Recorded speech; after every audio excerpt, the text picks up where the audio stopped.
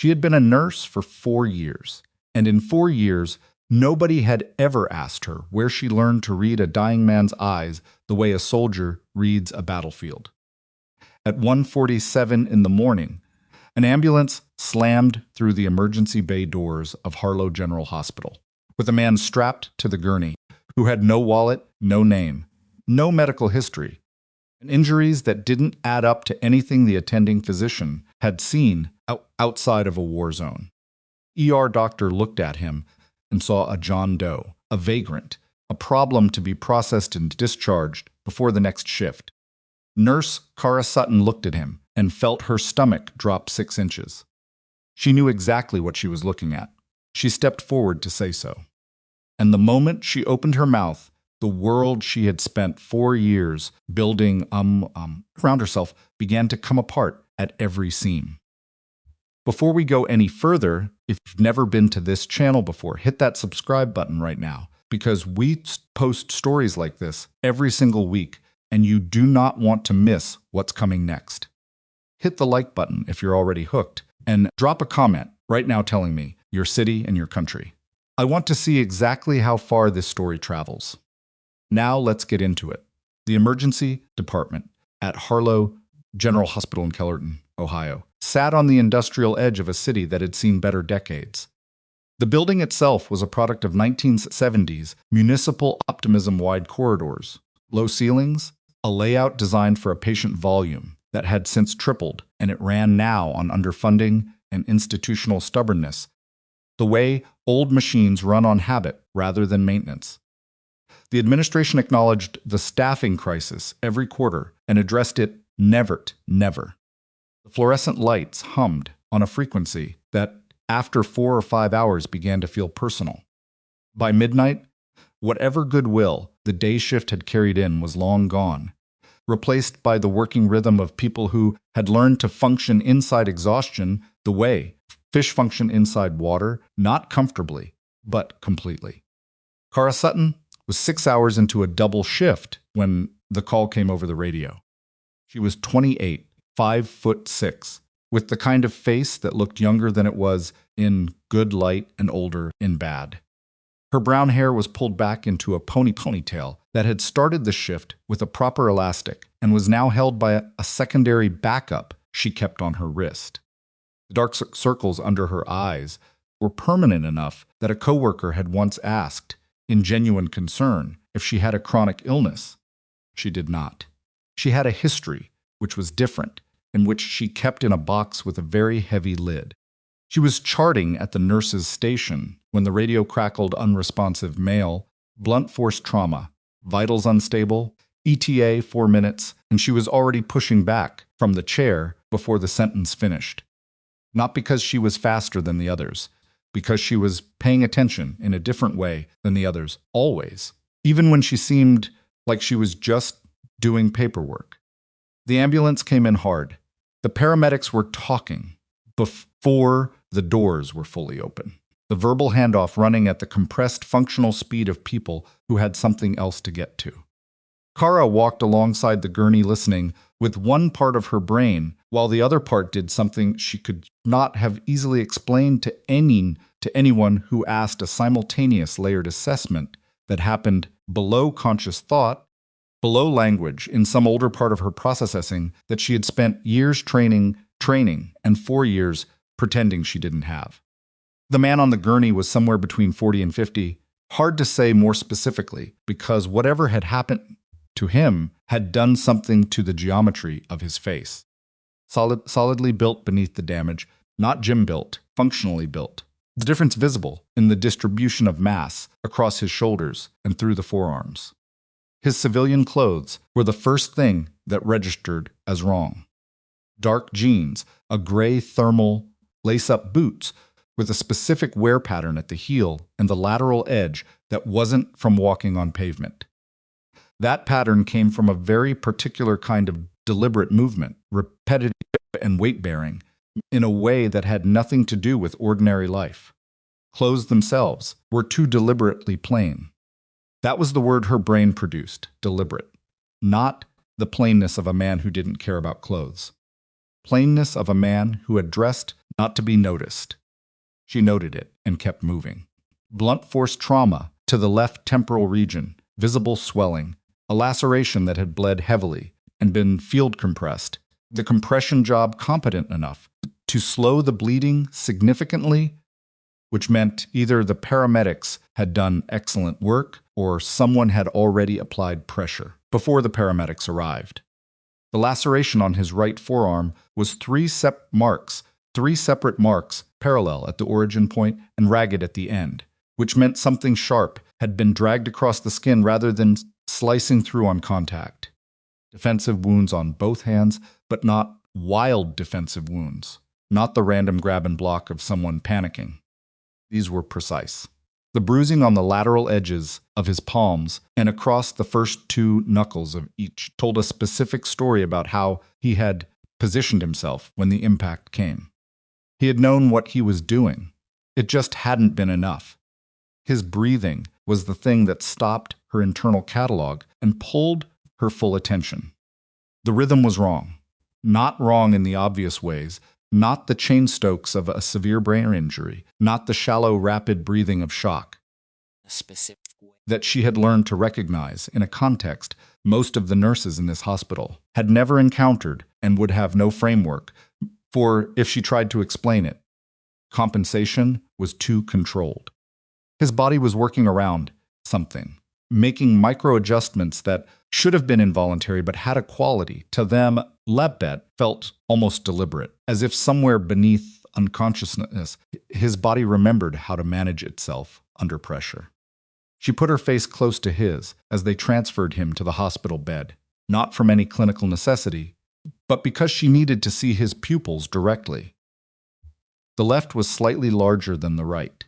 The difference was subtle enough that in a busy room, in a fast assessment, it would read as within normal variation. It wasn't. She knew the difference. Then, the thermal rode up during the transfer, and she saw the tattoo. Left rib cage, partially, obscured by the edge of his clothing, faded from years of sun and whatever else this man's body had been through. A sword overlaid with a bird of prey, an eagle, wings spread, talons forward, and beneath it, a number sequence and a unit designation that she caught in the fragment of a second before his shirt dropped back into place. Straightened up. She knew that designation, not from a database, not from any training manual she had read in this hospital or any other hospital. From experience she did not talk about, had not talked about in 4 years, had structured her entire current life around not being asked about. She filed it in the same place. She filed everything she wasn't ready to process and kept moving. Dr. Marcus Webb was the attending physician, 47 years old, broad through the shoulders, with the specific confidence of a man who had been right about enough things over enough years that he had stopped tracking the exceptions. He was good at medicine in the way a person could be good at medicine and still have a blind spot the size of a truck when it came to the difference between what he knew and what he assumed. He scanned the paramedics' report with the practiced speed of someone who had read 10,000 of them, ran his initial assessment, and called for a standard trauma panel and CT of the head. Probable intracranial bleed, he said to the room, already half turned toward the next decision. Supplemental O2, monitor vitals. I'll notify the on-call police officer. Possible assault victim unidentified. Cara said his breathing pattern is inconsistent with a standard TBI presentation. Webb didn't look up. O2 sat is 94. Will stabilize and reassess after imaging. I'm not concerned about the saturation. I'm concerned about the rhythm. He's compensating for something that isn't going to show up clearly on a standard head CT unless we're specifically looking for it. Sutton. He said her name the way you say a door handle. You grab it to stop something from opening further. You're the bedside nurse. Your job is to monitor his vitals and follow the protocol. The diagnostic assessment is mine. She held her position for exactly 1 breath, then stepped back. She had learned, through experience she kept in the same locked box as everything else, that the moment she let frustration audible into her voice, she became a problem rather than a resource. So she made her voice flat and her face neutral, and she went back to the bedside, where she checked the man's pulse manually, fingers on the inside of his wrist. Count for a full 60 seconds and got 58 beats per minute. Not critically low on its own.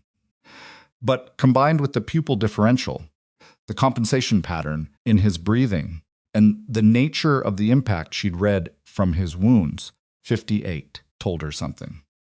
She leaned toward Dolores, the charge nurse, who had been at Harlow General for 19 years and had developed a specific form of institutional wisdom that was different from clinical wisdom, but not less useful.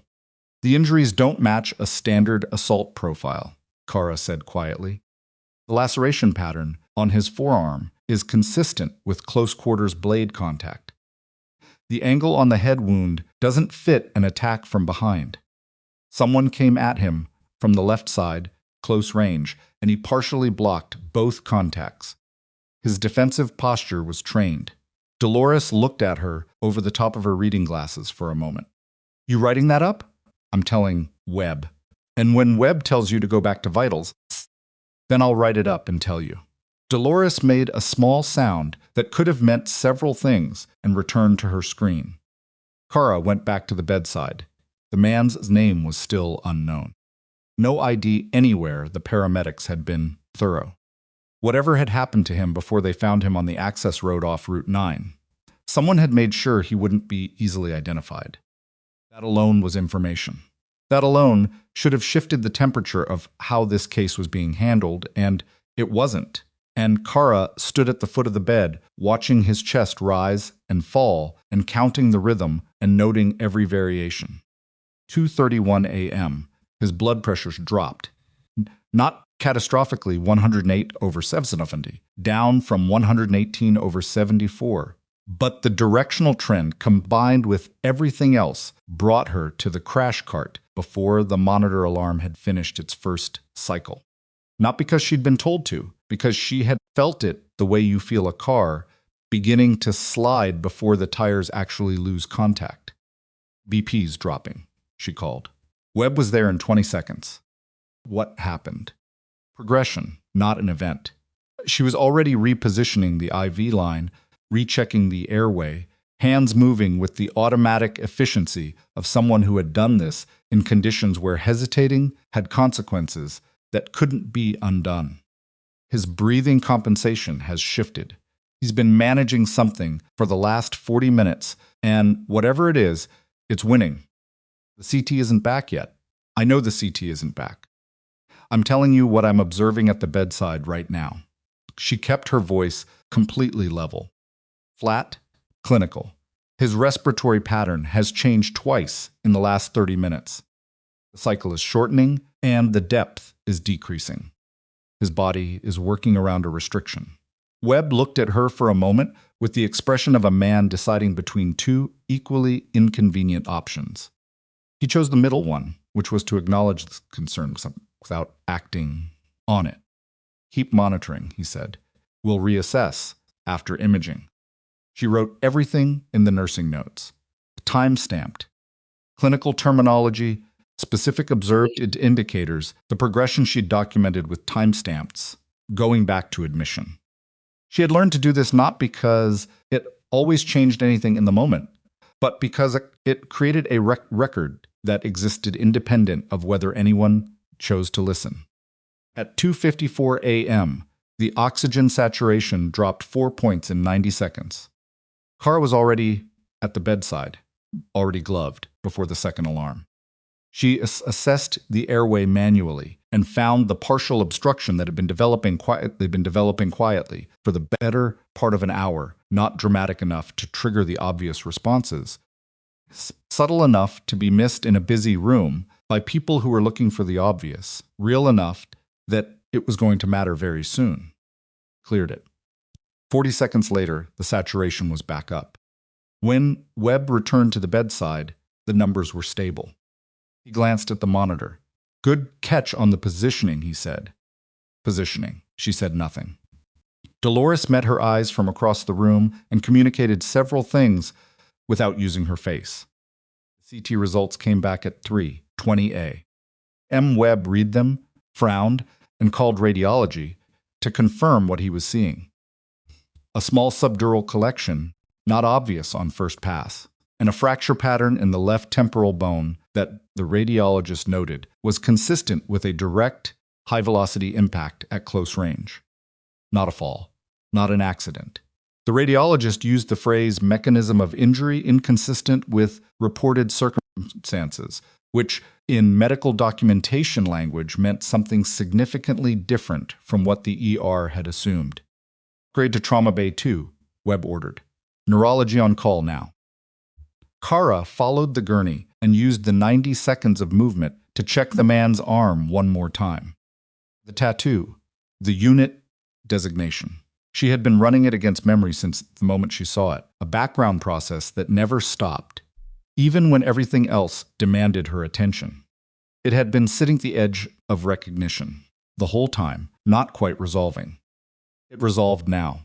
She missed exactly one step, recovered, and kept walking. She knew that unit.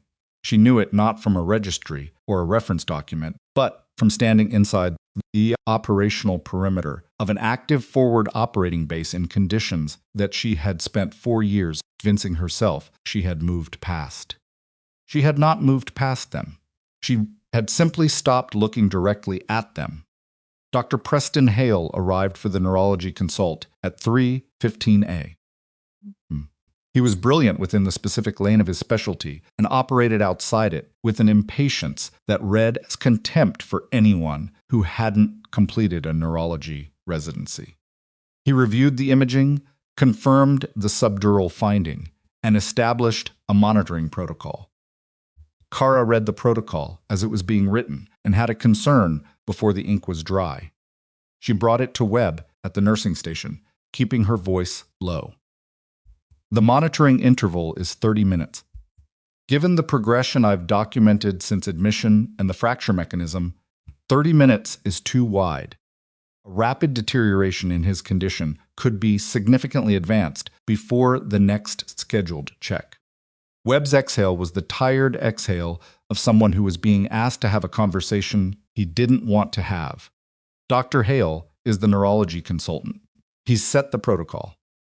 I understand that. I'm flagging a concern for the record. Your concern is noted. He handed the tablet back. Follow the protocol. She wrote it in the notes. Specific, clinical, time-stamped. Then she went back to the bedside and did what she always did. She watched with the full weight of her attention, which was more and more most people's full attention, because it had been trained in ways that nobody in this building knew about. 3:47 a.m. She saw it.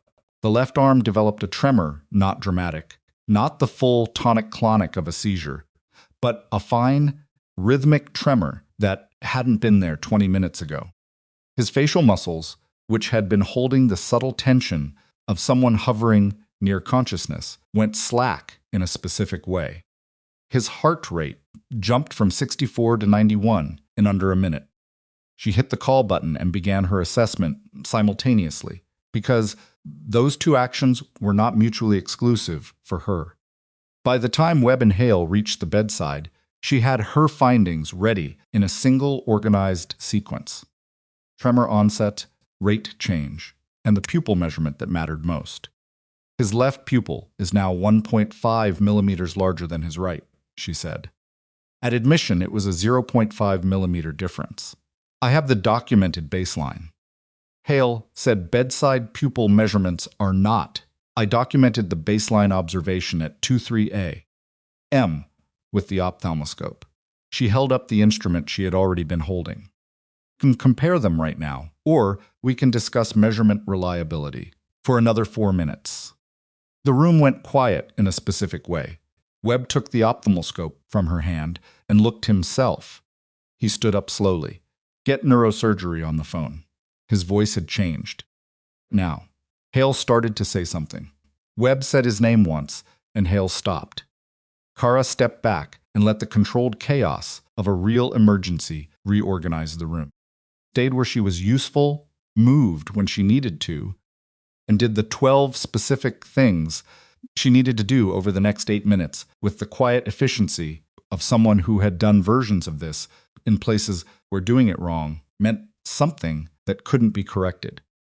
The man went to the OR at 4:22 a.m. Cara was still at the station at 6:15 a.m. when Webb came back through the department. He stopped when he saw her. "He's going to make it," Webb said. She nodded. He stood there. The morning light was just starting to come gray through the high windows. "You were right," he said. "All of it. The interval concern, the progression, everything you flagged. It's in the notes." He looked at her for a moment longer, and she could see him working through something, but he didn't find the words for it, and eventually he walked away. Some men were better at being right than at being wrong, and there wasn't much you could do about that. At 7:02 a.m., she was called into the office of Gordon Fitch, the hospital administrator. Fitch was the kind of administrator produced by institutions that had prioritized self-protection long enough that it had become the operating principle. He wore expensive suits and managed liability with the focused energy that other people directed toward patient care. He had a folder open on the desk when she sat down, and his hands folded on top of it, and his expression was the expression of a man who had already decided what this meeting was, and was not interested in it being anything else. "I've reviewed the incident reports from last night," he said. "Dr. Webb's, Dr. Hale's, and your nursing notes." She waited. "There are concerns about your conduct, specifically the repeated instances of you challenging clinical decisions made by the attending physicians." He kept his voice even, measured, reasonable in tone, while being entirely unreasonable in content. "This hospital operates on a clear hierarchy for very specific reasons.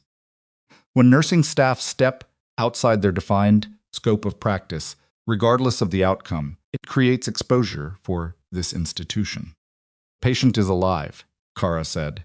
"That is not the point of this conversation." She looked at him steadily. "I think it should be." "Nurse Sutton." The temperature in his voice dropped without his expression changing. "Dr. Hale has filed a formal complaint. Dr. Webb has documented multiple instances of overreach. I have a responsibility to this hospital and to the physicians who practice here, and to the patients." He opened the folder and slid a single sheet across the desk. "Effective immediately, you're placed on administrative suspension, pending formal review. You'll surrender your badge and access card. Security will escort you out." She looked at the sheet. She thought about everything she could say. She was aware of the OR report that would come back showing every single observation she had documented was clinically accurate and had directly contributed to the patient surviving. She was aware of the nursing notes, time-stamped and specific, sitting in a system she was about to lose access to. She thought about the man in the recovery room. She thought about the tattoo she recognized and what it meant, and the weight of that meaning. She picked up the pen on the desk. She signed the acknowledgement. At the bottom, not an admission, just a confirmation of receipt. She knew the legal difference and slid it back. She stood up. "My badge is at the nurse's station," she said. She walked back through the ER, which was deep into shift change now, and she felt the room's awareness of her without looking at it directly. She collected her jacket from the break room, her bag from her locker, and left through the side exit because she didn't want to walk back through the ER a second time. Outside, October in Kellerton felt like a door swinging shut. The air had that particular cold quality of early morning in the Midwest, clean and indifferent, as if the weather had no interest in whatever had just happened to her. She sat in her car. Her hands were steady. They were always steady when things went wrong. It was only afterward, in the quiet, that they ever shook. She'd spent years being unable to decide if that was something to be grateful for or something to be worried about. She had her phone out to call her sister when it buzzed against her palm. Unknown number. She sat with it vibrating for 3 full seconds, thinking about voicemail, thinking about the fact that she was tired and suspended, and the morning felt like wet concrete. Professionally. Then she answered, The voice on the other end was male, controlled, and carried the compressed precision of someone trained to communicate the maximum amount of information in the minimum number of words. Cara Sutton? Who's asking? A pause, not hesitation. She could tell the difference. This was calculation. Sergeant First Class Dennis Rayner, 3rd Special Forces Group, Fort Briggs. We've been notified that one of our personnel was admitted to Harlow General Hospital last night. He stopped. I understand you were the primary care nurse.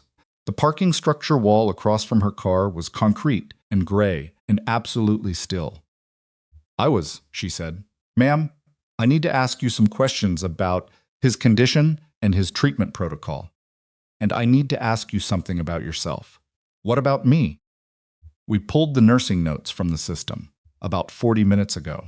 His voice was completely neutral, which somehow made what he said land harder. Clinical observations you documented, the progression flags, the specific indicators you identified, they read differently from a standard nursing assessment. Terminology, the pattern recognition, the instinct you showed about mechanism of injury. He paused. Someone with a background like yours doesn't usually end up in an Ohio ER on a double shift. The cold air moved through her cracked window. She was aware of her own heartbeat in a way she normally wasn't. I don't know what you mean, she said. Yes, you do, Rayner said, and his voice was still neutral, but there was something underneath it now, something direct and without any room in it for pretense. And right now, Colonel Damon Reeves is in a recovery room in your hospital. The man you kept alive tonight, and we have a serious problem. Her chest went absolutely still. Colonel Damon Reeves. She knew that name, not from distance, not from a file or a news report. From standing 10 feet away from him on the worst night of her professional life, in a country she was not supposed to be in, making a decision she was not supposed to be able to make, and making it correctly when no one else in that room could. What kind of problem? She asked. The kind, Sergeant Rayner said, his voice dropping half a register, where the people who put Colonel Reeves on that road off Route 9 already know exactly which hospital he's in, and the kind where we need someone inside that building who knows what they're doing. He paused for a fraction of a second. We need you back inside, Cara, right now, before this gets worse. She stared at the concrete wall. She thought about the badge she had surrendered 20 minutes ago. She thought about the suspension form she had signed. She thought about 4 years of a quiet life in an Ohio hospital, built carefully around the idea that the person she used to be was someone she had finished being. Thought about Colonel Damon Reeves, unconscious in a recovery room, with people already moving toward him. She started the car, and the engine turned over on the first try, which felt like the only thing that morning that had gone the way it was supposed to. She pulled out of the parking structure with both hands on the wheel and her phone on the passenger seat with Rayner still on the line, and she said, I was suspended 40 minutes ago. I don't have badge access. We're aware, Rayner said. That's being handled. How? The hospital administrator received a call from the Department of Defense at 6:52 a.m. He's going to receive another one in approximately 3 minutes. A brief pause. By the time you get to the main entrance, your access will be restored. She thought about Gordon Fitch receiving a phone call from the Department of Defense in his expensive suit at 9 in the morning, and decided that was the first thing that had happened today that she felt anything close to neutral about. Rayner, she said. Who else knows Reeves is at Harlow General? That's what we're trying to establish. That's not an answer. No, he said. It's not. Another pause, and this one had weight in it. We know the admission went through standard hospital intake. We know his identity wasn't flagged in the system because he wasn't carrying identification. We know the ambulance call was on an open radio frequency for approximately 40 seconds before it was rerouted to encrypted. He stopped. 40 seconds is enough. She was already back in the hospital parking lot. She sat for a moment with the engine running. Is anyone with him right now? 2 of our people are in the building. They're not at his room yet because we didn't want to create a visible military presence before we understood the situation inside. Understood. She turned the engine off. I'm going in. She ended the call, sat for 3 seconds doing nothing, then got out of the car. The side entrance she had left through 40 minutes ago required a badge swipe. She held hers to the reader, out of habit, half expecting the rejection beep, and, instead, the light went green and the door clicked open. She stood there for a moment looking at the green light, then walked through. The ER was still in shift change. 2 nurses at the station looked up when she came back in, and their expressions went through several things in quick succession: surprise, confusion, the careful blankness of people deciding not to commit to a reaction. Dolores was at the far end of the station, and she looked up, and her face didn't do any of those things. She just looked at Cara with the steady attention of someone who had been waiting. Cara walked directly to her. Is Reeves still in recovery? Dolores said quietly, 3rd floor. Room 14. Webb is up there. She paused. Fitch called the floor 10 minutes ago. Sounded like someone had lit something under his chair. Someone did, Cara said. She took the stairs. The 3rd floor recovery wing at Harlow General was quieter than the ER by design, lower ceilings, softer lighting, the particular hush of a space where people were supposed to be healing. Cara moved through it at a pace that was fast without being a run. And she was aware as she walked that she felt different than she had 24 hours ago, different than she had for most of the last 4 years. Something had come back online that she had kept deliberately powered down, and she couldn't decide yet if that was something she was choosing or something that was simply happening to her. She found room 14 and pushed the door open. Webb was there, standing to the left of the bed with his arms crossed and an expression she hadn't seen on him before. Not the confident attending physician expression, not the dismissive expression she knew well, but something quieter and more uncomfortable, the expression of a man who had spent the last 2 hours recalibrating, something he thought was settled. Colonel Reeves was in the bed, intubated, monitors running, stable in the post-surgical way that meant alive, but nowhere near safe.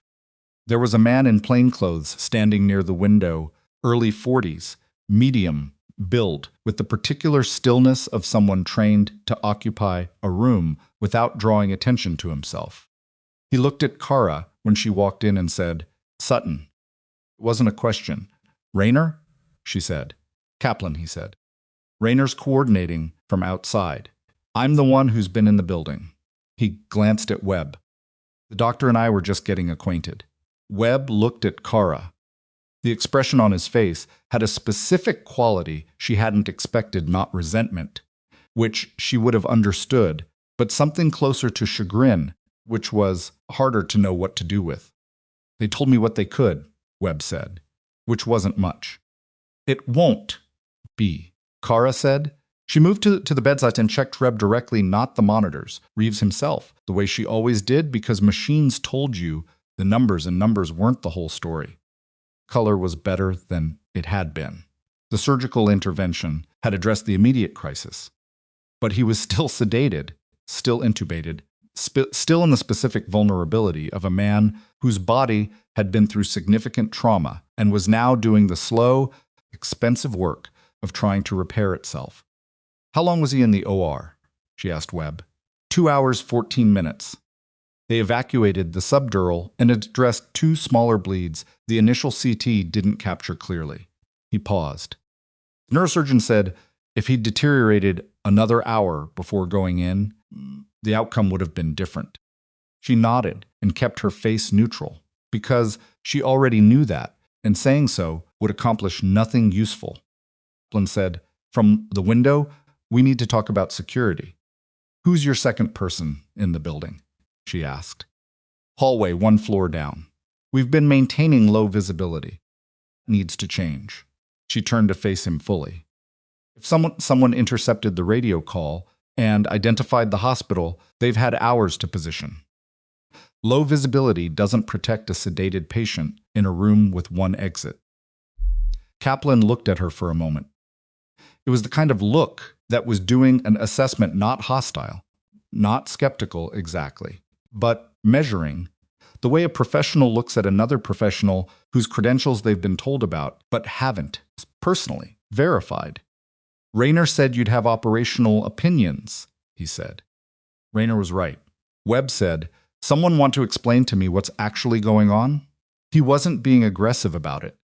He genuinely didn't know, and he was smart enough to understand that he needed to. Cara said Colonel Reeves was found on an access road with injuries inconsistent with an accident or a standard assault. He had no identification.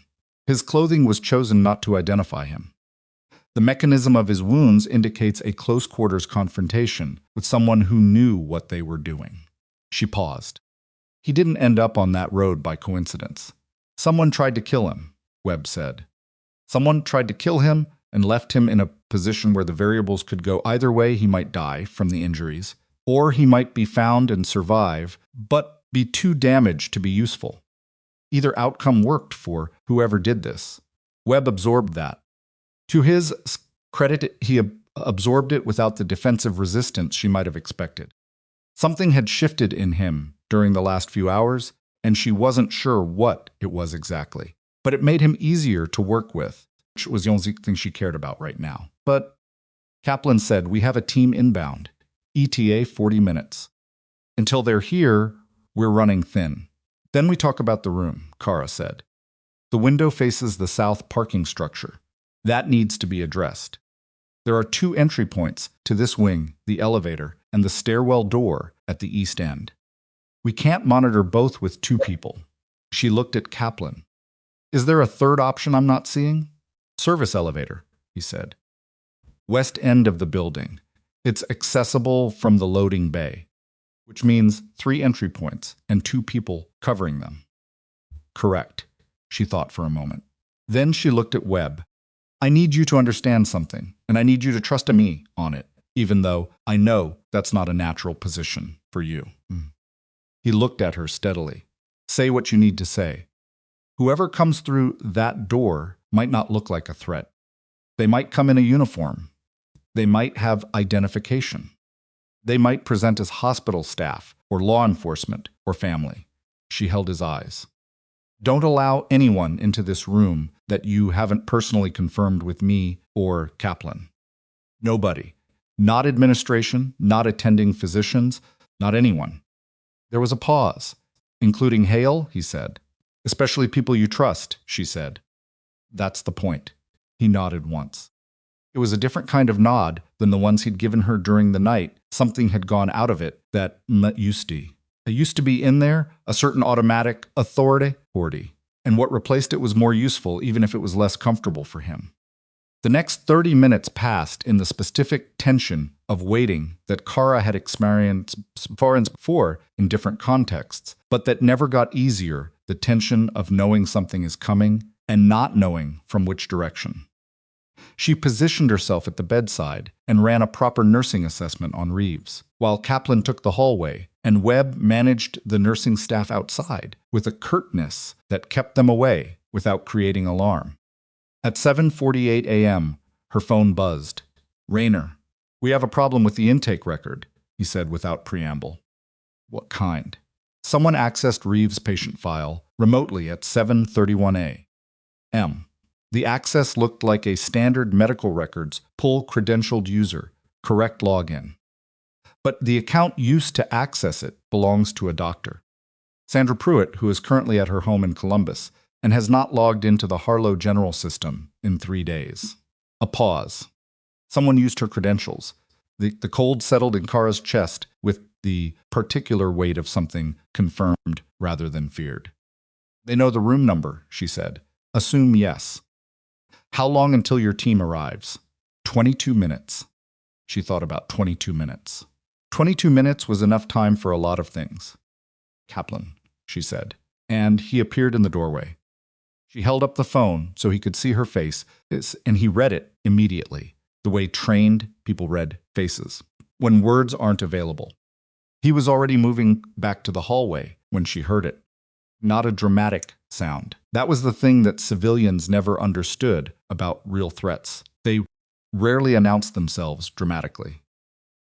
What she heard was the service elevator, which was on the other side of the wing and which she would not have been able to hear from room 14 under normal acoustic conditions.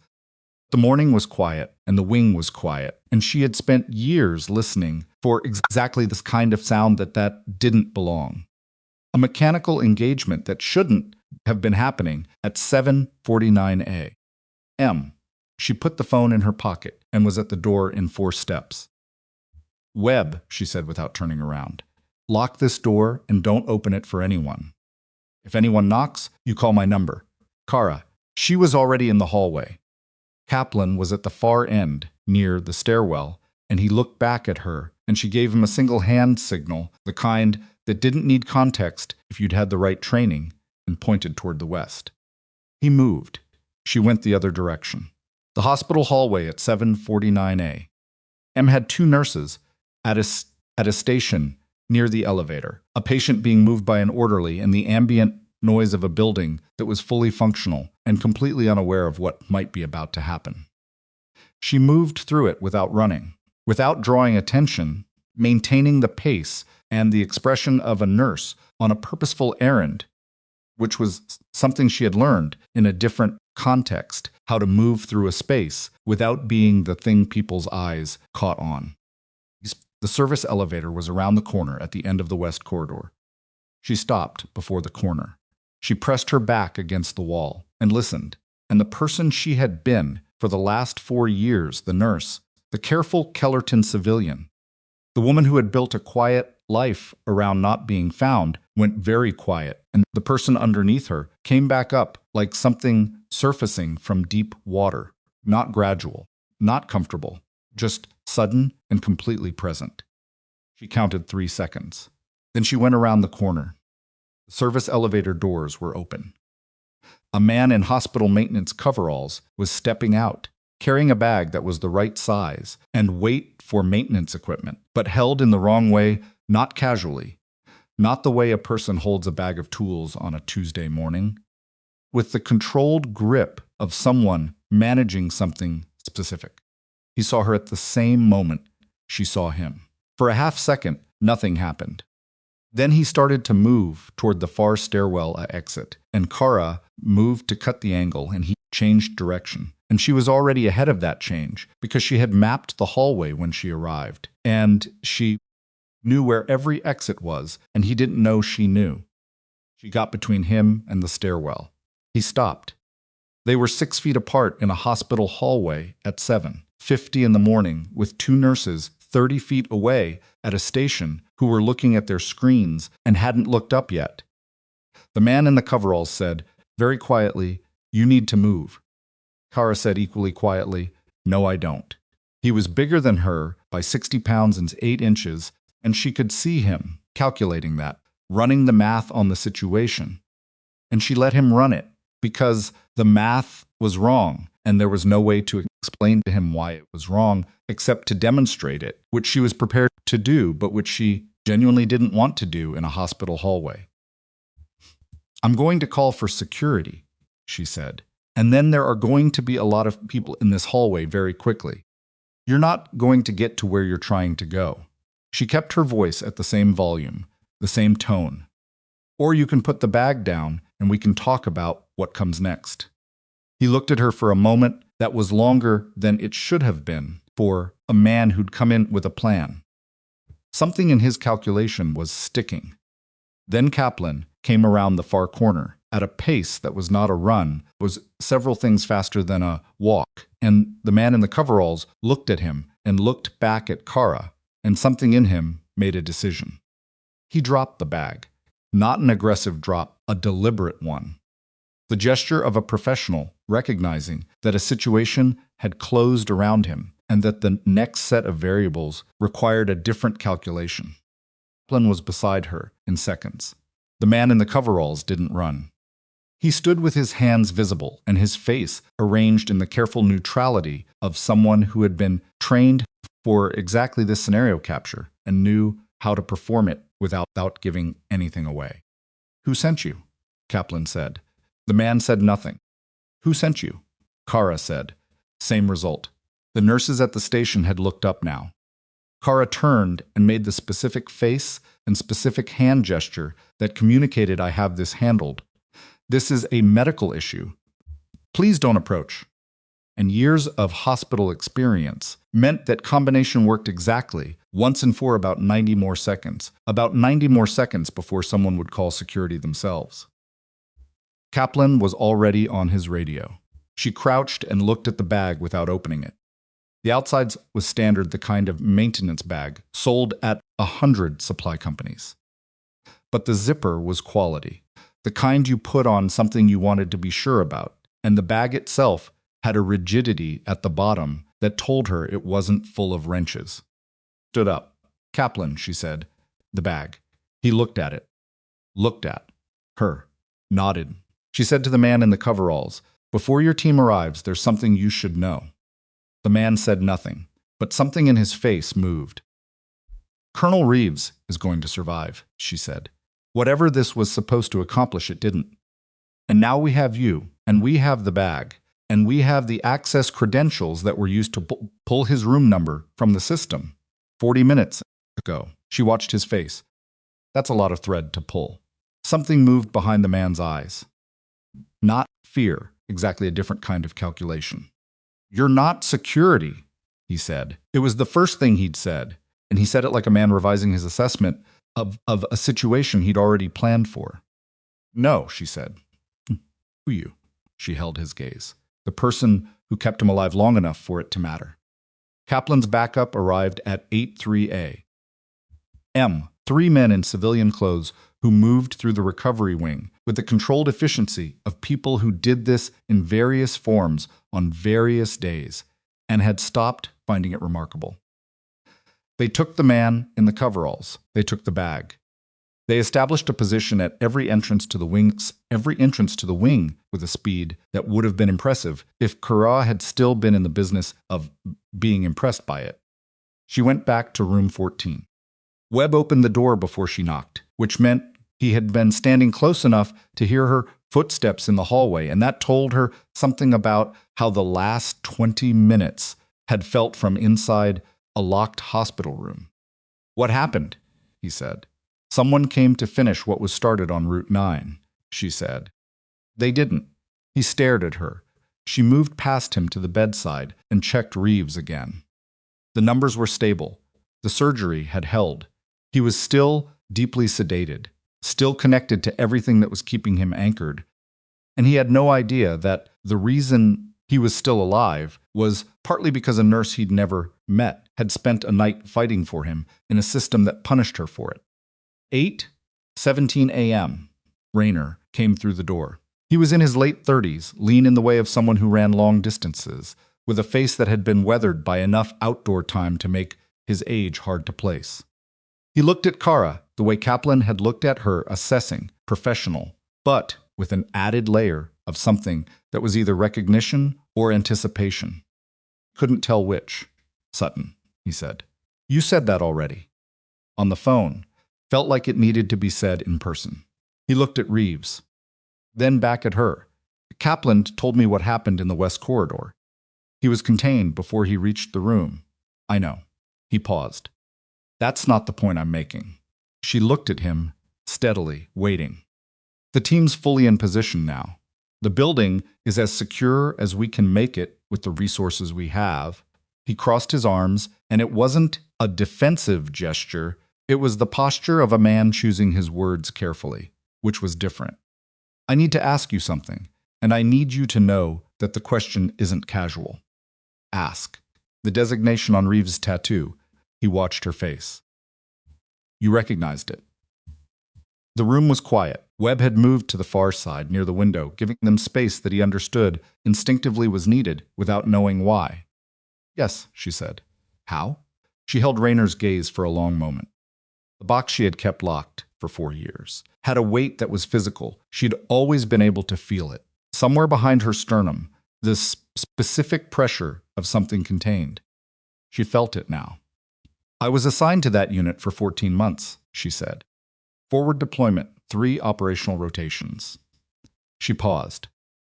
"My last deployment was the one that ended my service." Raynor's expression didn't change in the dramatic way that revelations sometimes change people's expressions. It changed in a smaller, more specific way, as settling, as if something that had been slightly off angle had found its proper position. Callaway Ridge, he said. The name hit her in the chest. She hadn't heard it spoken aloud in 4 years. She had heard it in her own head, occasionally, usually at 3 a.m., when sleep wasn't coming, but hearing it come out of someone else's mouth in a hospital room in Kellerton, Ohio, was a different thing entirely. Yes, she said, and her voice was level, and she was proud of that. I know what happened at Callaway Ridge. Raynor said, and his voice had changed. The operational precision was still there, but something else was underneath it, now. I know what you did. I know what the official record says, and I know the things that aren't in the official record. He looked at her steadily. Reeves knows too. He was the one who read the full debrief. Process that. Colonel Damon Reeves had read the full debrief on Callaway Ridge. The full debrief included everything she had done on that ridge, in the dark, with 4 casualties and compromised equipment, and a decision she'd had to make in under 90 seconds that the review board had spent 3 months arguing about. The full debrief included the conclusion that had been buried in a supplementary appendix that almost nobody read. Why are you telling me this? She said. Because in about 6 hours, when Reeves is stable enough to be brought out of sedation, he's going to have questions. Raynor held her gaze. And because the person who tried to get into this room 20 minutes ago wasn't random. He was sent by someone specific, someone who knew Reeves was here, knew his room number, and had the access codes to pull a credentialed login from a physician who hasn't been in this system in 3 days. Inside access, she said. Inside access, he confirmed. Which means someone at this hospital, or someone with connections inside this hospital, has been communicating with the people who put Reeves on Route 9. The weight of it landed in the room and stayed. How many people knew he was here before we established the secure protocol? She said. That's the question, Raynor said. That's the question we need to answer before he wakes up. She looked at Reeves in the bed, the monitors, the lines. The slow, measured evidence of a body fighting to stay on the right side of a line it had almost crossed. She thought about Gordon Fitch, who had received a call from the Department of Defense and immediately restored her access. She thought about Dr. Preston Hale, who had filed a formal complaint about her conduct and set a monitoring protocol she'd flagged as insufficient. She thought about the 40 seconds of open radio frequency before the ambulance call was rerouted to encrypted. She thought about who would need inside access to this hospital's systems. Who would have a reason to want Damon Reeves dead badly enough to send someone in maintenance coveralls carrying a bag that wasn't full of tools? She thought about the long, careful, methodical way she had built a quiet life in Kellerton, Ohio, and how completely that life had come apart in the last 7 hours. Where do you want to start? She said. Raynor said. I want to start with why, doctor. Preston Hale left the hospital at 7:15 a.m. and hasn't been seen since. Question hung in the room with the particular weight of something that had already changed the shape of everything around it. Cara turned it over once, fast, the way she used to turn information over in the field, not looking for comfort in it, just looking for what it actually meant. Hale had filed the formal complaint against her at some point during the night. He had set the monitoring protocol she'd flagged as insufficient.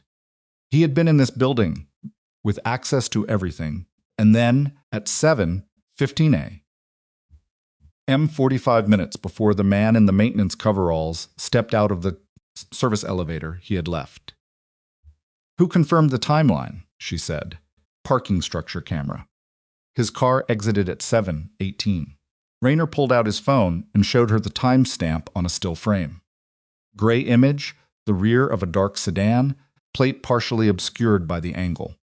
We're running the plate now. He could have left because his shift ended. His shift didn't end until 9. She handed the phone back. Does he know Reeves? Professionally, personally, any connection. We're pulling that thread. Nothing confirmed yet. Rayner pocketed the phone. But here's what we do know. Hale's the one who set the monitoring interval you objected to. If your concern had been followed tighter checks, more eyes on Reeves through the night, there would have been more staff in and out of this room. More witnesses, more variables for anyone planning a second approach. He paused, and the pause was deliberate. A wide monitoring interval meant fewer people near this room, between 4 and 7A. Cara looked at him. You think the protocol wasn't incompetence? I think it's worth asking the question. Webb, from the window, said quietly. He pushed back hard when you raised the interval concern. She hadn't forgotten. She remembered the exact words, bedside measurements are not reliable enough. And she remembered the specific quality of his resistance, which she had read at the time as professional ego, and was now reading differently, and the difference made her stomach tighten. We need his personnel file, she said, and his communication records for the last 72 hours. Working on it, Rayner looked at her for a moment. In the meantime, Reeves is going to need continuous coverage from someone who knows what his presentation should look like, if something changes. My people can secure the room. They can't read a post-surgical patient. She looked at Reeves, the ventilator cycling, the monitors steady, the quiet mechanical evidence of a body being kept on the right side of a line by technology, and the work done in that OR. He was alive because of a specific chain of decisions, most of which nobody in this hospital would have made except her. And that was not a thought she took any satisfaction in, because satisfaction wasn't the point and never had been. I'll stay with him, she said. Rayner nodded. I'll be in the hallway. He left. Webb stayed, standing near the window, with his arms at his sides and the specific stillness of a man who had something to say and wasn't sure it was welcome. Go ahead, she said, without looking at him. I owe you an apology, he said. Multiple, probably. She checked the IV line, checked the ventilator settings, made a note in the chart of Reeves' current presentation, time-stamped, specific. Old habit. You were doing what the system trained you to do, she said. That's not an excuse. No, she agreed. It's not. But it's a reason, and reasons matter for whether something changes. She glanced at him. Question is whether it changes. He held her gaze. It already has. She nodded once and went back to the chart. Outside in the hallway, she could hear the controlled movement of Rayner's team, low voices, measured footsteps, the occasional radio click of a system that was operating the way it was supposed to. The wing was as secure as it could be made with what they had. 22 minutes ago that had felt like enough. Now, with Hale's 6 timestamp sitting in her chest like a splinter, she wasn't sure enough was a condition that existed this morning. 9:04 a.m. Reeves' blood pressure dipped. Not the slow creep she'd tracked during the night. No. This was a steeper drop, 160/12, over 68 to 94, over 61 in under 4 minutes, with a concurrent heart rate increase that told her the surgical repair was under stress. She was already at the bedside calling for the attending on floor coverage before the monitor alarm completed its first cycle. The floor attending was a woman named Dr. Margot Teller, who arrived in 3 minutes with the focused efficiency of someone who had been briefed and was taking the situation seriously. She was younger than Webb by about 15 years, and she looked at the chart Cara had been keeping the time stamped. Specific, progressive documentation, and she read it the way someone reads something they find useful rather than threatening. Vasopressor? Teller said, already calculating. I'd consider it, Cara said. But look at the trend. The rate of drop is slowing. It may self-correct if we give it another 90 seconds. Teller looked at the monitor, watched the trend. 90 seconds was a long time to watch a blood pressure, with your hands at your sides, but she held it. And at the 70-second mark, the numbers began to stabilize. And by the 2-minute mark, they were climbing back, incrementally toward the surgical baseline. Good call, Teller said. He's compensating better than the numbers suggested he would, Cara said. He's in good physical condition. That's buying him margin. You know him? Cara paused for exactly the length of time it took to decide what was true and what was useful. I know his unit. I know the kind of physical standards they maintain. Teller accepted that without pressing it, which raised Cara's opinion of her considerably. She updated the chart, adjusted the monitoring parameters with Cara's input, and left with the assurance that she was a phone call away and would be back in 30 minutes, regardless. After she left, Cara stood at the bedside for a moment in the quiet. She looked at Damon Reeves' face. In the field, 14 months of forward deployment, she had worked on men she knew and men she didn't, and she had learned that the specific weight of working on someone you knew was different from the weight of working on a stranger, not heavier or lighter, just differently distributed, sitting in different places in your chest and your hands. She had known Reeves by reputation, and by the one night she had stood 10 feet from him and made a decision under his direct command. She had not known him well, but she had known him well enough that seeing him like this, reduced to what the body becomes when it's fighting very hard for basic continuity, was not a neutral experience. Pulled the chair to the bedside and sat down. She had not slept. She had worked a double shift, been suspended, been reinstated, intercepted a man carrying a bag that wasn't full of tools, and was now sitting in a secured hospital room, running coverage on a critical patient, while a Special Forces sergeant tried to figure out if a neurologist had played a role in an assassination attempt. It was 9:11 in the morning. Her hands were steady. She looked at them for a moment, the way she sometimes did checking, the way you check a piece of equipment you depend on. Steady. At 10:23 a.m., Rayner knocked twice and came in with a tablet and the expression of a man who had found something he didn't enjoy finding. "Hale," he said, and handed her the tablet. She read. Preston Hale had completed his neurology residency at Emory, practiced in Atlanta for 6 years, and moved to Kellerton 3 years ago. Standard career trajectory on the surface. Below the surface, a consulting contract with a private medical logistics company called Viridian Health Solutions, which operated as a subcontractor for several federal defense programs. Contract had been established 18 months ago and had a value that was significantly disproportionate to the stated scope of work, which was described in the filing as advisory services in neurological care standards. Viridian Health Solutions, she said. It's a shell with 3 layers of corporate structure above it, Rayner said. We've been pulling the layers since this morning. The second layer connects to a private security contractor called Eris Group. He paused. Eris Group has been under classified surveillance for 14 months for suspected involvement in operations targeting you. Military personnel. She set the tablet down. Reeves was investigating Eris, she said. It wasn't a question. His last classified mission brief included Eris as a target entity, Rayner said. He disappeared during that mission. He turned up on Route 9 with injuries consistent with a close-quarters confrontation. He sat down in the chair near the door. We think he found something specific enough that they needed him dead rather than just off the board. She processed the architecture of it. Eris runs an operation that puts Reeves in danger. Reeves survives the initial attempt and ends up at Harlow General. Someone inside Harlow General Hale, with his Viridian contract, is a connected node. Hale establishes a wide monitoring interval to reduce traffic near the room, buys time, then exits the building before the second attempt comes through the service elevator.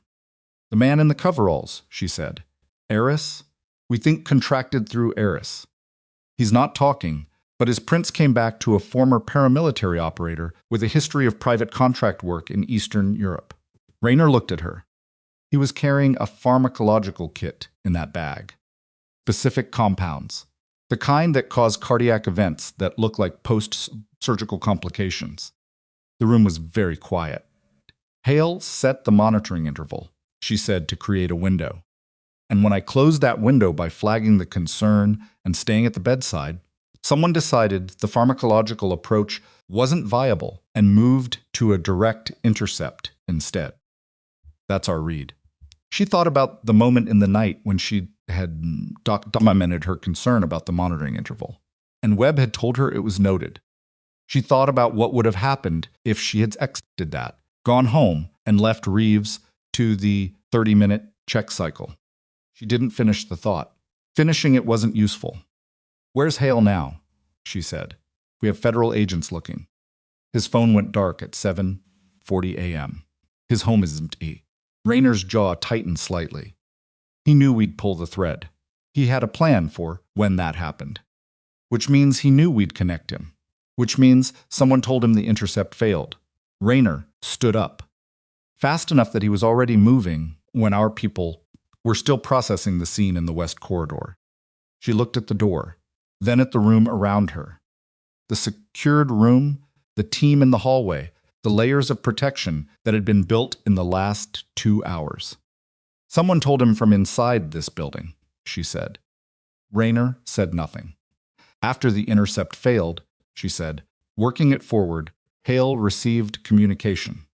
He ran, which means whoever communicated with him was in this building at approximately 8:10 a.m. after Kaplan's team secured the wing." She looked at Rayner. "Your people swept for unauthorized personnel 3 times. Then it's not unauthorized personnel." She held his gaze.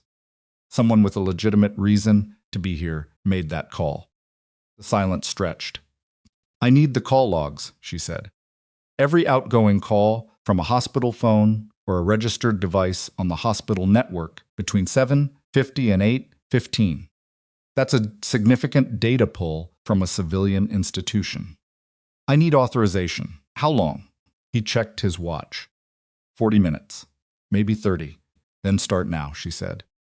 While Rayner worked the authorization, the morning moved around Cara in the specific way that high-stakes waiting always moved, not slow, says exactly, but with a granular awareness of each minute that made time feel textured rather than continuous. She monitored Reeves. She updated the chart. She ate half a granola bar she found in her jacket pocket from some previous shift and drank 2 cups of coffee that Dolores sent up via a floor nurse with a note that said only, "Still here." At 11:15 a.m., Reeves moved. Not consciousness, not yet. A motor response, his right hand closing slightly, the fingers curling inward with the slow, effortful quality of a body beginning to reassert itself from underneath the sedation. Cara documented it and called Teller, who came up and confirmed what Cara had already assessed. The sedation was a metabolizing. The neurological signs were consistent with recovery rather than deterioration. And if the trend continued, they could consider reducing the sedation protocol and beginning the process of bringing him up. "Slow," Cara said. "Given his history and what his body's been through, rushing the emergence carries risk." Agreed. Teller made the note. "I'll check back in an hour." At 11:47 a.m., Rayner came back through the door with his phone in his hand and an expression that was not quite what she had expected. Not grim, more complex than grim. The expression of someone who has found the answer and is recalculating everything around it. "We got the call logs," he said. She waited. 3 outgoing calls between 7:53 and 8:09 a.m. from devices registered to the hospital network. He looked at his phone. 2 were nursing staff coordinating shift handoff. The third was from a phone registered to the hospital administration office. He paused. Specifically Gordon Fitch's office extension. She stood up. "Fitch," she said. The call connected to a number that routes through 3 relay points before terminating at a prepaid device that's now offline. He looked at her. "But we caught enough of the routing structure to confirm it's consistent with communication methods used by ARIS-connected operators in 2 previous intercepts." Gordon Fitch, who had received a call from the Department of Defense and immediately restored her access. Who had, she now understood, restored her access not because he had been compelled to act honorably, but because he'd needed to understand what she was, what she knew, and how much of a problem she represented. He's been feeding them information from inside the administration, she said. Patient admissions, staff movements, access credentials, the pieces were assembling themselves with the cold, mechanical efficiency of something that had always been there, waiting to be seen. Hale set the clinical protocol. Fitch managed the administrative access. 2 nodes, 2 functions, coordinated. We think there may be a third, Rayner said. She looked at him. The ambulance call, he said. It was on open frequency for 40 seconds before rerouting. We've been assuming that was standard delay in the encryption protocol. He stopped. It wasn't. Someone manually delayed the encryption. That's not a function that happens accidentally. That's a dispatch function, she said. Yes, which means someone at the dispatch level or with dispatch access. Yes. She sat down. Not from weakness, she needed to think, and she thought better when she wasn't standing. The shape of it was becoming clear, and the shape was more organized, more deliberate, and more deeply embedded than a spontaneous response to a failed hit. This was infrastructure. Someone had built infrastructure inside Kellerton's systems, hospital, dispatch, administration, designed specifically to support operations against targets like Reeves. The kind of infrastructure you built before you needed it, when you were planning rather than reacting. Started before Reeves ended up on Route 9, she said. We think so. How long before? We don't know yet. She was quiet for a moment. Reeves' monitors beeped steadily in the background, the mechanical rhythm of a man who was still here because of a specific chain of events that had started with a nurse who noticed his breathing was wrong. Fitch is still in the building? She said. As of 20 minutes ago, yes. He's been in his office all morning. He doesn't know we've connected him. Not yet. She looked at Rayner steadily. If he runs, we lose the thread. I know. What's the authorization status for detaining him? Federal agents are 20 minutes out. We can hold him on the basis of the communication record once they're here. He paused. Problem is 20 minutes. She understood the problem immediately. 20 minutes was the same window that had almost been enough for the man in the maintenance coveralls. If Fitch had any kind of alert system, a signal, a check-in failure, anything that told him the operation was compromised, he wouldn't wait for federal agents. Does he have any reason right now to think the call has been traced? She said. The data pull was done through federal channels. It wouldn't have created any visible activity on the hospital network. Rayner looked at her. But Hale is gone and hasn't checked in. If there's a protocol for that kind of silence. There is, she said. There always is. She stood up. I need to talk to Webb. Webb was in the hallway. She pulled him aside far enough from Rayner's team to have a private 30 seconds. And, she said, quietly and directly, Gordon Fitch is connected to the people who put Reeves in that bed. We have communication evidence. The federal agents are 20 minutes out. Webb's face went through several things, and she watched it through several things, and she watched it go through them without interrupting, because he needed those seconds, even if she didn't have them to spare. What do you need from me? He said. I need you to go to Fitch's office and keep him there. Professionally. Something administrative, a billing issue, a policy question, anything that requires his attention and keeps him at his desk without alerting him. You want me to sit on him. I want you to buy 20 minutes. She held his gaze. Can you do that? He thought about it for exactly the right amount of time, long enough to be real, short enough to be useful. Yes, go now. Don't call ahead. Just walk in. He went. She watched him move down the hallway with the purposeful stride of a man who had recalibrated his own orientation to the situation and was operating from the new position. And she thought, not for the first time, that people were more capable of change than the systems they worked inside usually required them to be. She went back to room 14. At 9 p.m., Reeves's hand moved again. This time his fingers extended, then closed, with a quality that was different from the reflexive motor response of an hour ago. more intentional. The kind of movement that preceded awareness rather than following it. His blood pressure ticked upward slightly. His heart rate shifted, and she was leaning over him, watching his face when his eyes opened. Not all the way. Halfway, with the glassy, unfocused quality of someone surfacing through a significant depth. The ventilator was still breathing for him. He couldn't speak, but his eyes moved, slowly, and they found her face, and they stayed there. "Colonel Reeves," she said, calm, level, the tone she used when she needed someone to hear her and not be frightened by what they heard. "You're at Harlow General Hospital in Kellerton, Ohio. You're post-surgical. You have a breathing tube. Don't try to pull it out." She held his gaze. "You're safe. Nod if you understand me." A pause. Then the smallest, most effortful nod she had ever seen from a man. "Good," she said. "My name is Cara Sutton. I've been your nurse since you were admitted." She paused, and then said, because he needed to know and she needed him to understand the full weight of where he was, "Sergeant Rayner is in this building. You have security on this room. You are protected." His eyes stayed on her face. She could see him processing the painful, effortful work of a mind coming back from sedation and surgical trauma, assembling context from fragments. Then his right hand moved, deliberately this time, and he lifted 2 fingers off the bed and pointed at her. She frowned slightly. "You want to ask me something?" He pointed again, at her specifically.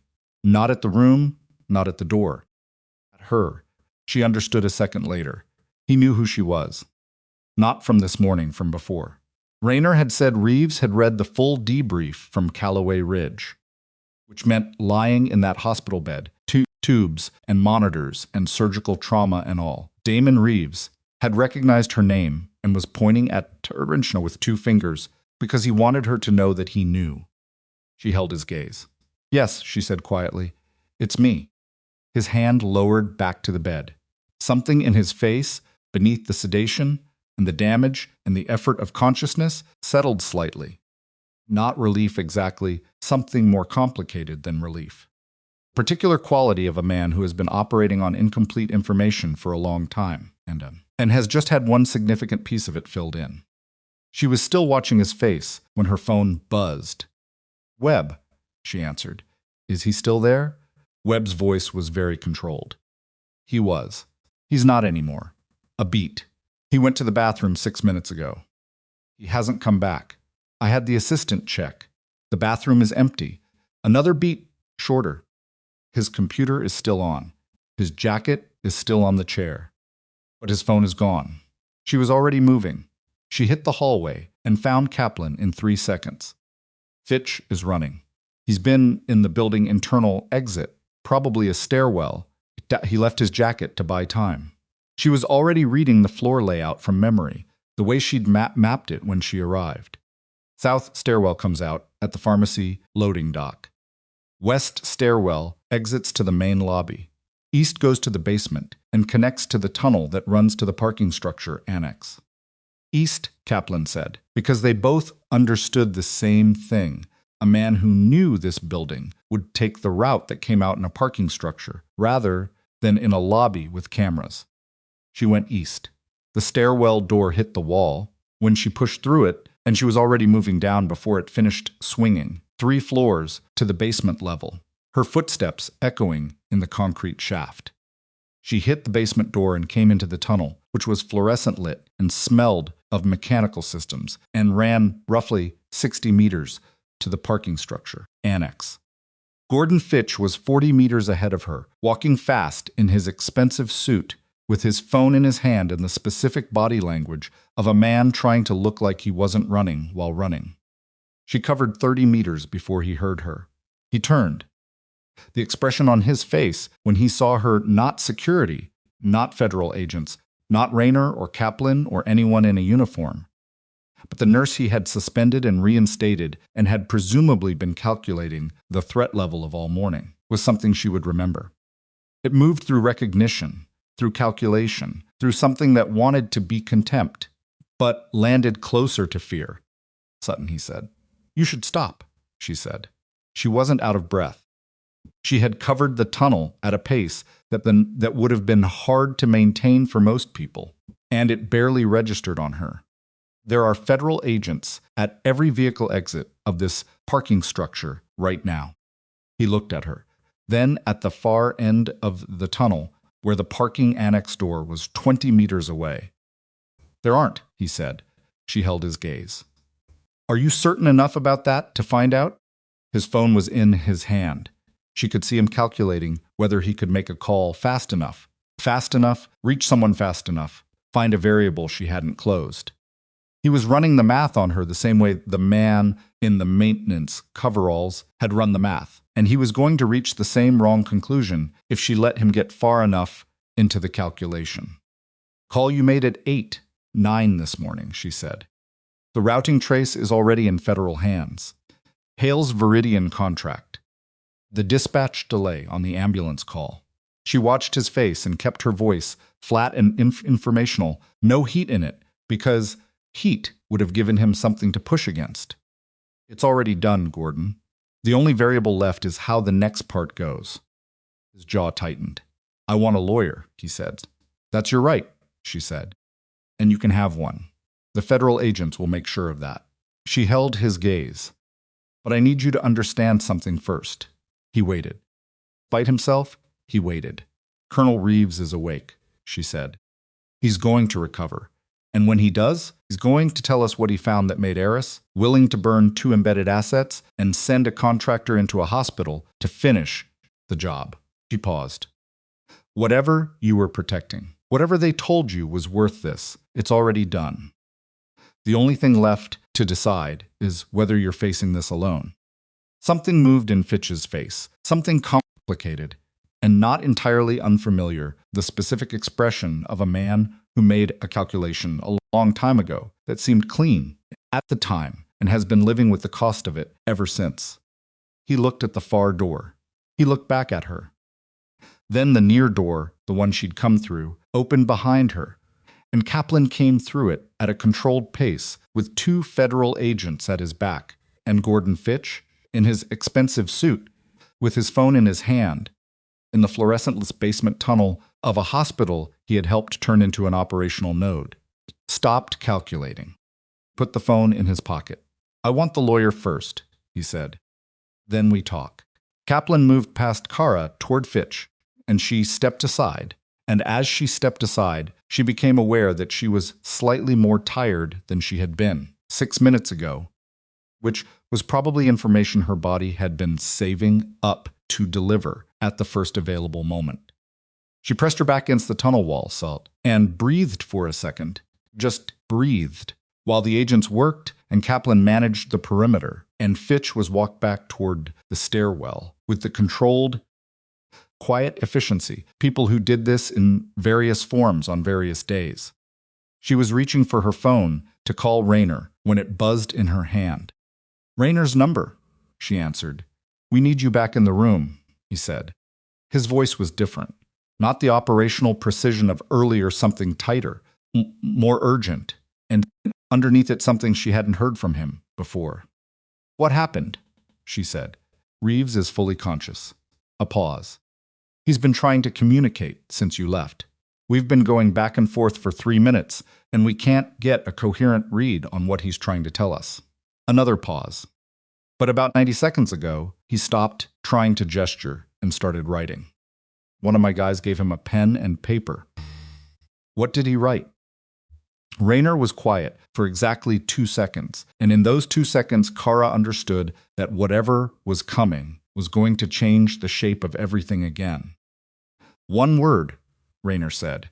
He wrote one word and underlined it 3 times, and then he pointed at the door, at the hallway, like he was pointing at someone in the building. She straightened off the wall. What was the word? Rayner said it, and Cara's blood went cold. She was moving before the call ended. The stairwell door hit the wall behind her, and she took the stairs 2 at a time, not running in the panicked way, but in the controlled, economical way of someone who had covered ground quickly in conditions where burning energy wrong had consequences. 3 floors.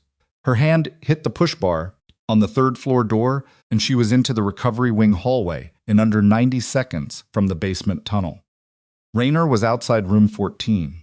He held up the notepad as she approached. One word, written in the unsteady but deliberate hand of a man who had just come out of surgical sedation and was using everything he had to make himself understood. Dolores, she stopped, looked at the word, looked at Rayner, pointed at the hallway. Rayner said, "At the building." Person was still here. Cara turned the name over once, fast and cold. Dolores, 19 years at Harlow General. The charge nurse who had sent coffee up via a floor nurse with a handwritten note. The woman who had been at that station when the ambulance came in, who had been there at every point in the night when information moved through the ER, who had looked at Cara over the top of her reading glasses and said, "Tell doctor." Webb with the specific tone of someone who already knew how that conversation would go. The woman who had been perfectly positioned to know, at every moment, exactly where Reeves was, what his room number was, and which nurse was paying the most dangerous amount of attention to him. "Where is she right now?" Cara said. "Station, as of 4 minutes ago." "Get someone to that station who doesn't look like someone going to that station," she said. "Now, don't let her see it coming." Rayner was already on the radio. Cara pushed into room 14. Reeves was propped at 15 degrees. The ventilator tube removed in the last few minutes. Teller must have moved fast once he showed coherent responsiveness. He looked like a man who had been through surgery, and before that through a serious physical confrontation, and before that through whatever had happened on Route 9 that she still didn't have the full picture of. He looked terrible. His eyes, though, were sharp, clearer than they had any business being given everything his body had absorbed in the last 12 hours. He looked at her when she came in. "I know," she said. "We're working it." He reached for the notepad on the tray table. His hand was steadier than it had been 20 minutes ago, which was its own form of information about what kind of man she was dealing with. He wrote 3 words and turned the pad toward her. "How did you know?" She understood the question. He meant the original, knowing the thing that had started all of this.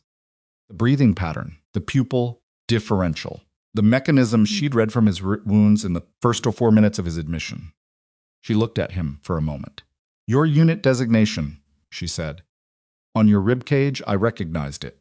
He held her gaze. Wrote again. "Callaway Ridge." "Yes," she said. He nodded. It was a small nod, and it cost him something, and he didn't try to make it larger than it was. Then he wrote one more thing and turned the pad. "Thank you."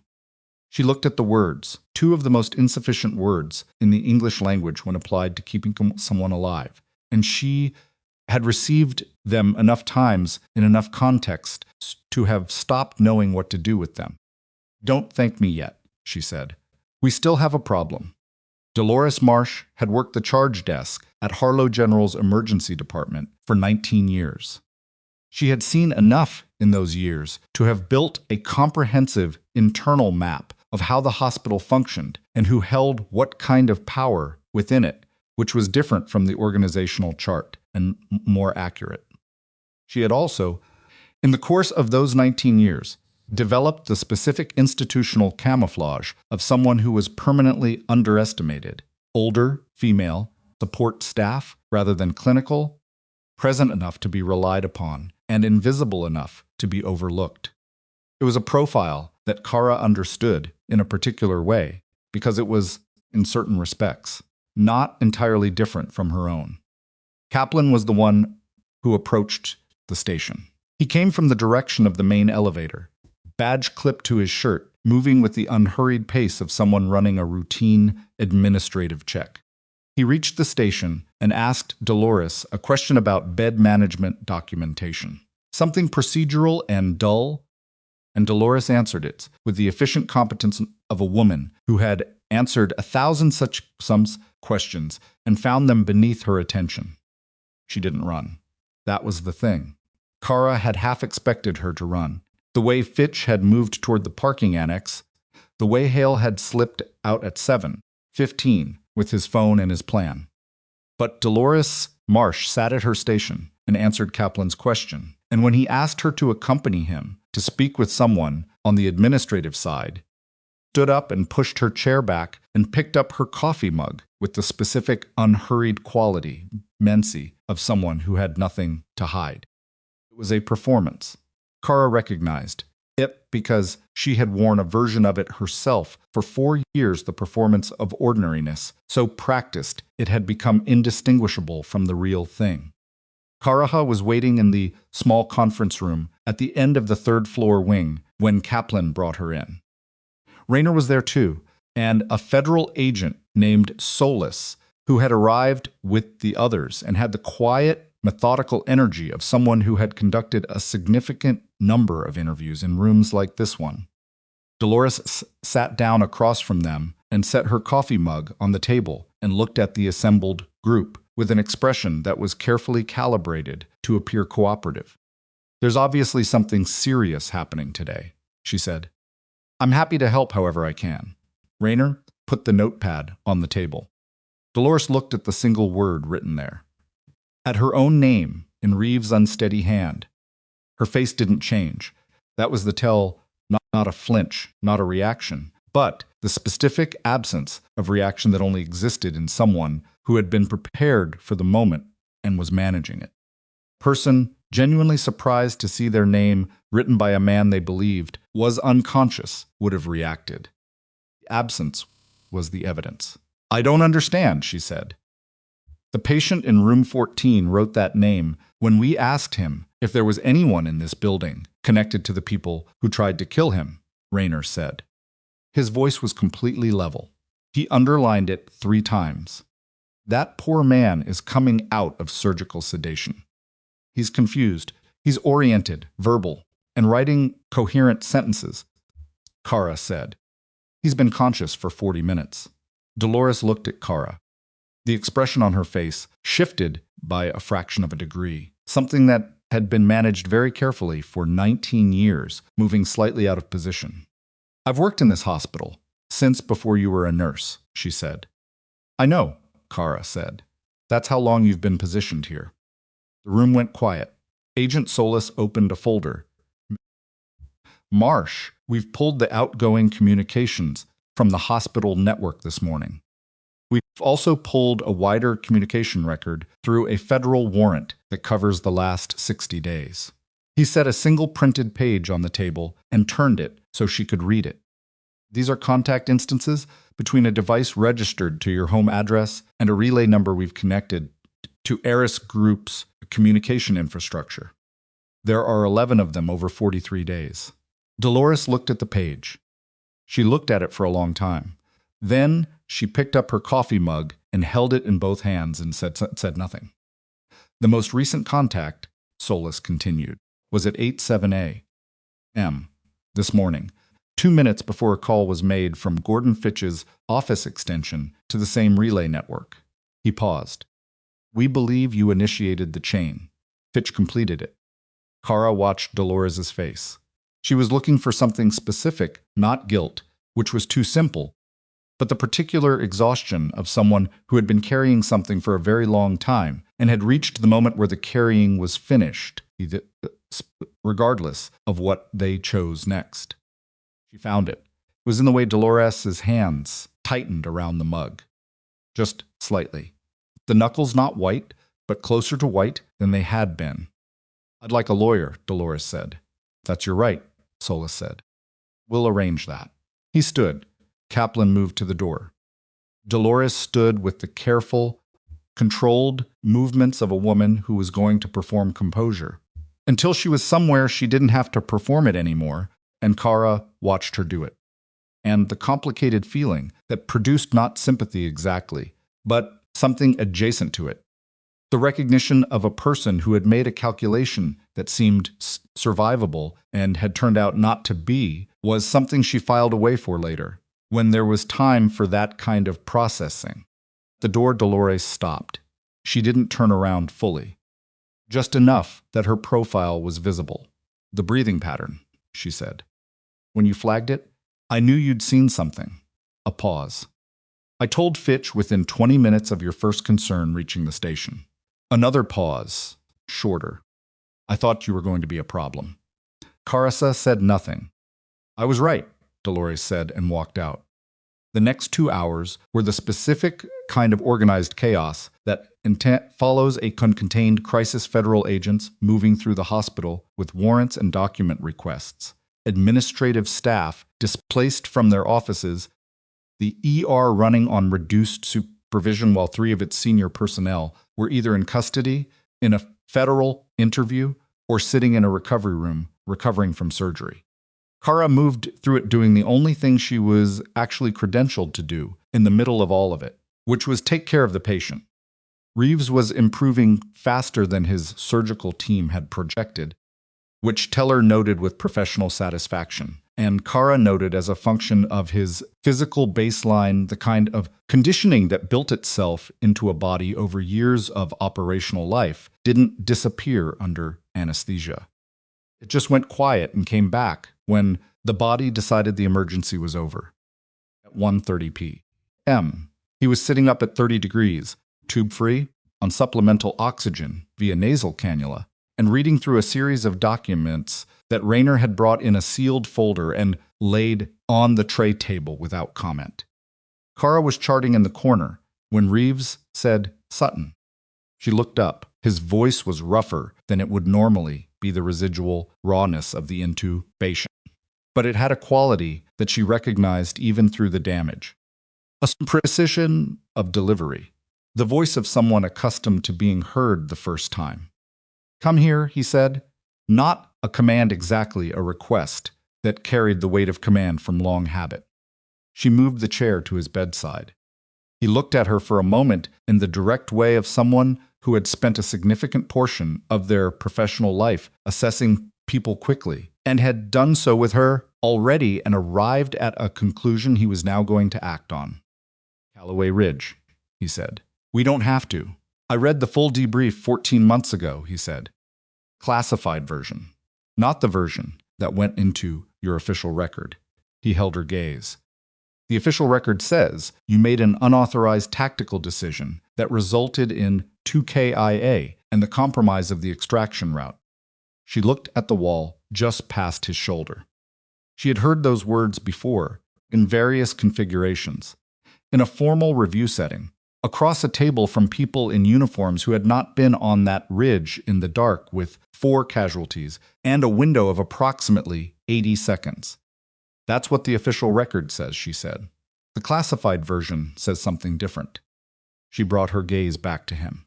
"The classified version," Reeves said, "says that your unauthorized tactical decision was the only reason any of the 6 people on that ridge survived that night. That the compromise of the extraction route was deliberate and strategic, not an error. That you pulled 2 of your casualties to a secondary position and held it for 40 minutes until the QRF arrived." He paused. "And that the 2 KIA died before you reached them, not as a result of your decision." She had known what the classified debrief contained. She had written the input to it herself in the 48 hours after Callaway Ridge, in a debrief room that smelled of industrial cleaner and bad coffee, while parts of her were still in shock in ways she hadn't fully cataloged yet. She knew what it said. Knew it's accurate. She had not known who had read it, or whether anyone above a certain sense and clearance level had looked at it and seen the difference between the 2 versions. "The official record followed me," she said. "When I separated." "It did," he said. "Because someone at the institutional level chose the version that protected the operational planning failure and attributed it to Samasanal error." He said it flatly, without performative anger, which made it worse and also more believable. "That's why you ended up in Kellerton doing 12-hour shifts." She sat with that for a moment. 4 years of it. Careful, quiet life built around a record that said one thing about a night she knew had gone another way, and the long, slow accommodation of understanding that the institution was not going to correct itself on her behalf. "Why are you telling me this now?" she said. "Because it's going to be corrected," Reeves said. "That's not a promise. It's an operational statement." When I give my full debrief on the Eris investigation, Callaway Ridge is part of that record. Classified version supersedes the official one once it's formally submitted through the right channels. He paused. It should have happened a long time ago. She looked at the window. Yeah, the afternoon light was coming in gray and thin, the same October light that it had been there when she walked out of this building 6 hours ago, carrying nothing but her suspension paperwork. I appreciate that, she said, and meant it, and also didn't know what to do with it, which was honest. At 2:44 p.m., the piece they had been missing arrived. Rayner came into the room with a laptop and the expression of a man who had been chasing something for hours and had caught it at a cost he was still calculating. He set the laptop on the tray table so Reeves could see the screen, and he pulled up a document that was dense with transaction and records and communication logs and the specific cross-referenced structure of a federal financial trace. Eris, he said. We finally got deep enough into the corporate structure.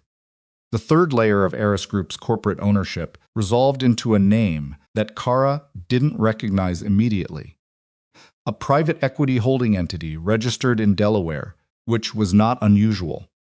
What was unusual was the advisory board listed in the registration documents, and specifically the name at the top of it. Reeves saw it at the same moment she did. He said nothing. His face did something very controlled and very specific, the compression of a strong reaction into a smaller space, the way a person manages something that confirms a suspicion they had hoped to be wrong about.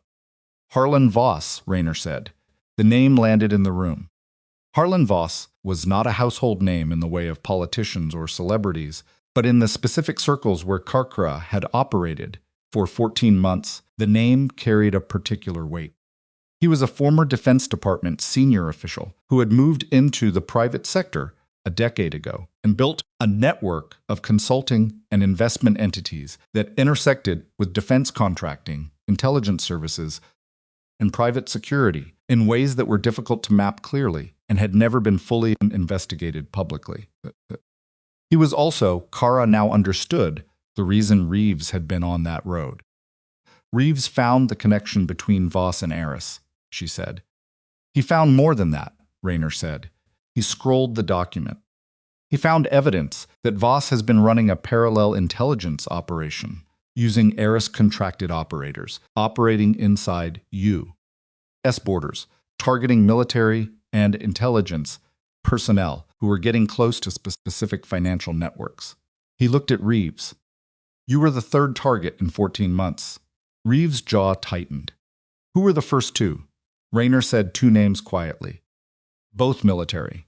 Both listed in official records as having died in accidents or medical events. The room absorbed that. Cara thought about the pharmacological kit in the maintenance bag. The compounds designed to cause cardiac events that presented as post-surgical complications. She thought about two other people in two other facilities and whether anyone at their bedsides had noticed something wrong in time. Voss's location? Reeves said. That's the problem, Rayner said. He was at his residence in Virginia as of this morning. Our people reached out through federal channels at 1:15 p.m. to flag the connection. He paused. At 1:47 p.m. His security team informed federal agents that he was not available.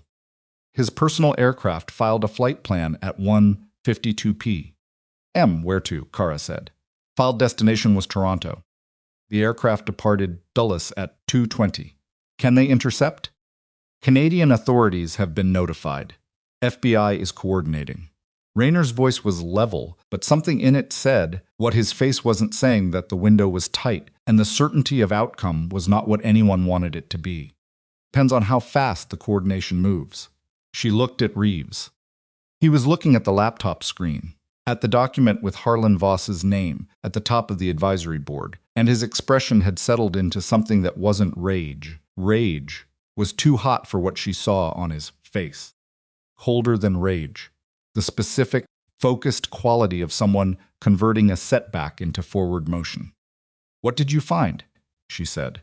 Before they put you on Route 9. Specifically did you have? He looked at her. There's a drive, he said. It was on me when they took me. Standard issue, encrypted, looks like a car key fob. He paused. They would have taken it when they searched me, which means either they have it or it's still on the access road where they worked on me. Rayner said, we swept Route 9 this morning. Standard evidence collection. Did you find a key fob? Rayner opened his mouth, closed it, pulled out his radio.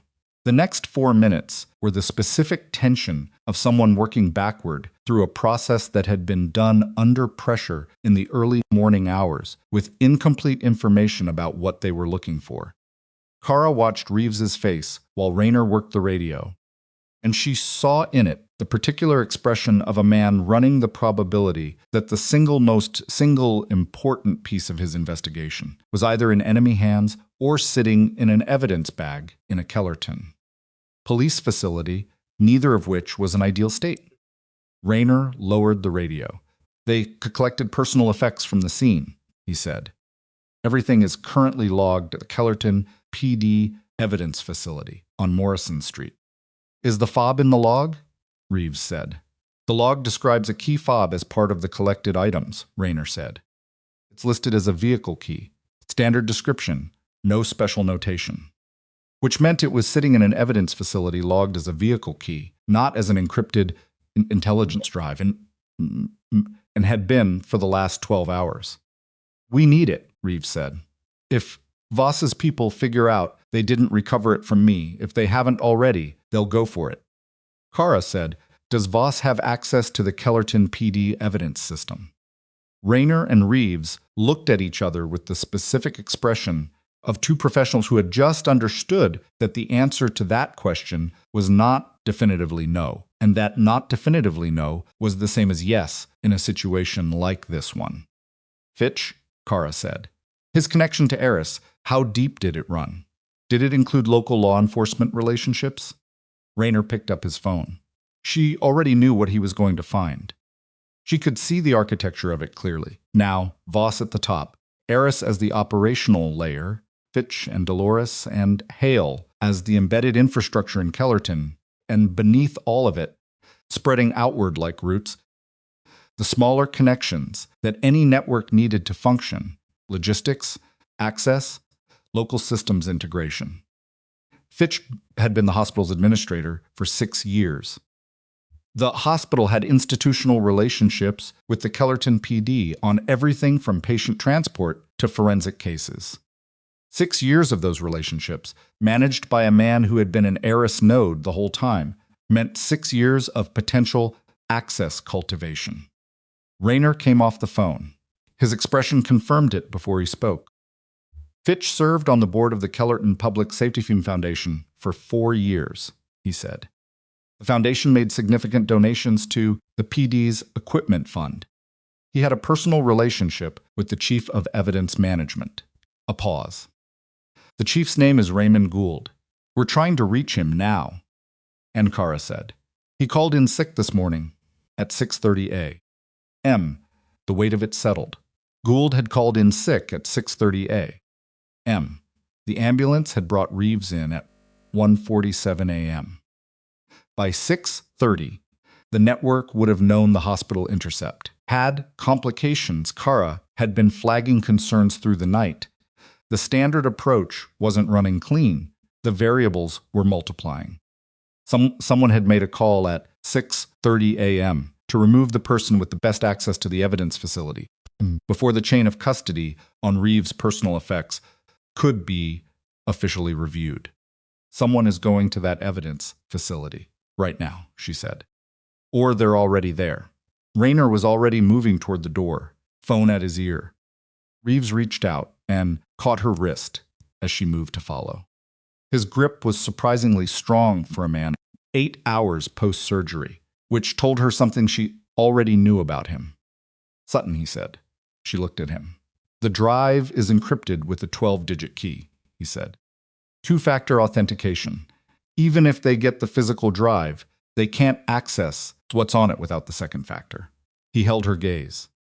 The second factor is a biometric tied to my right thumbprint. She looked at his right hand.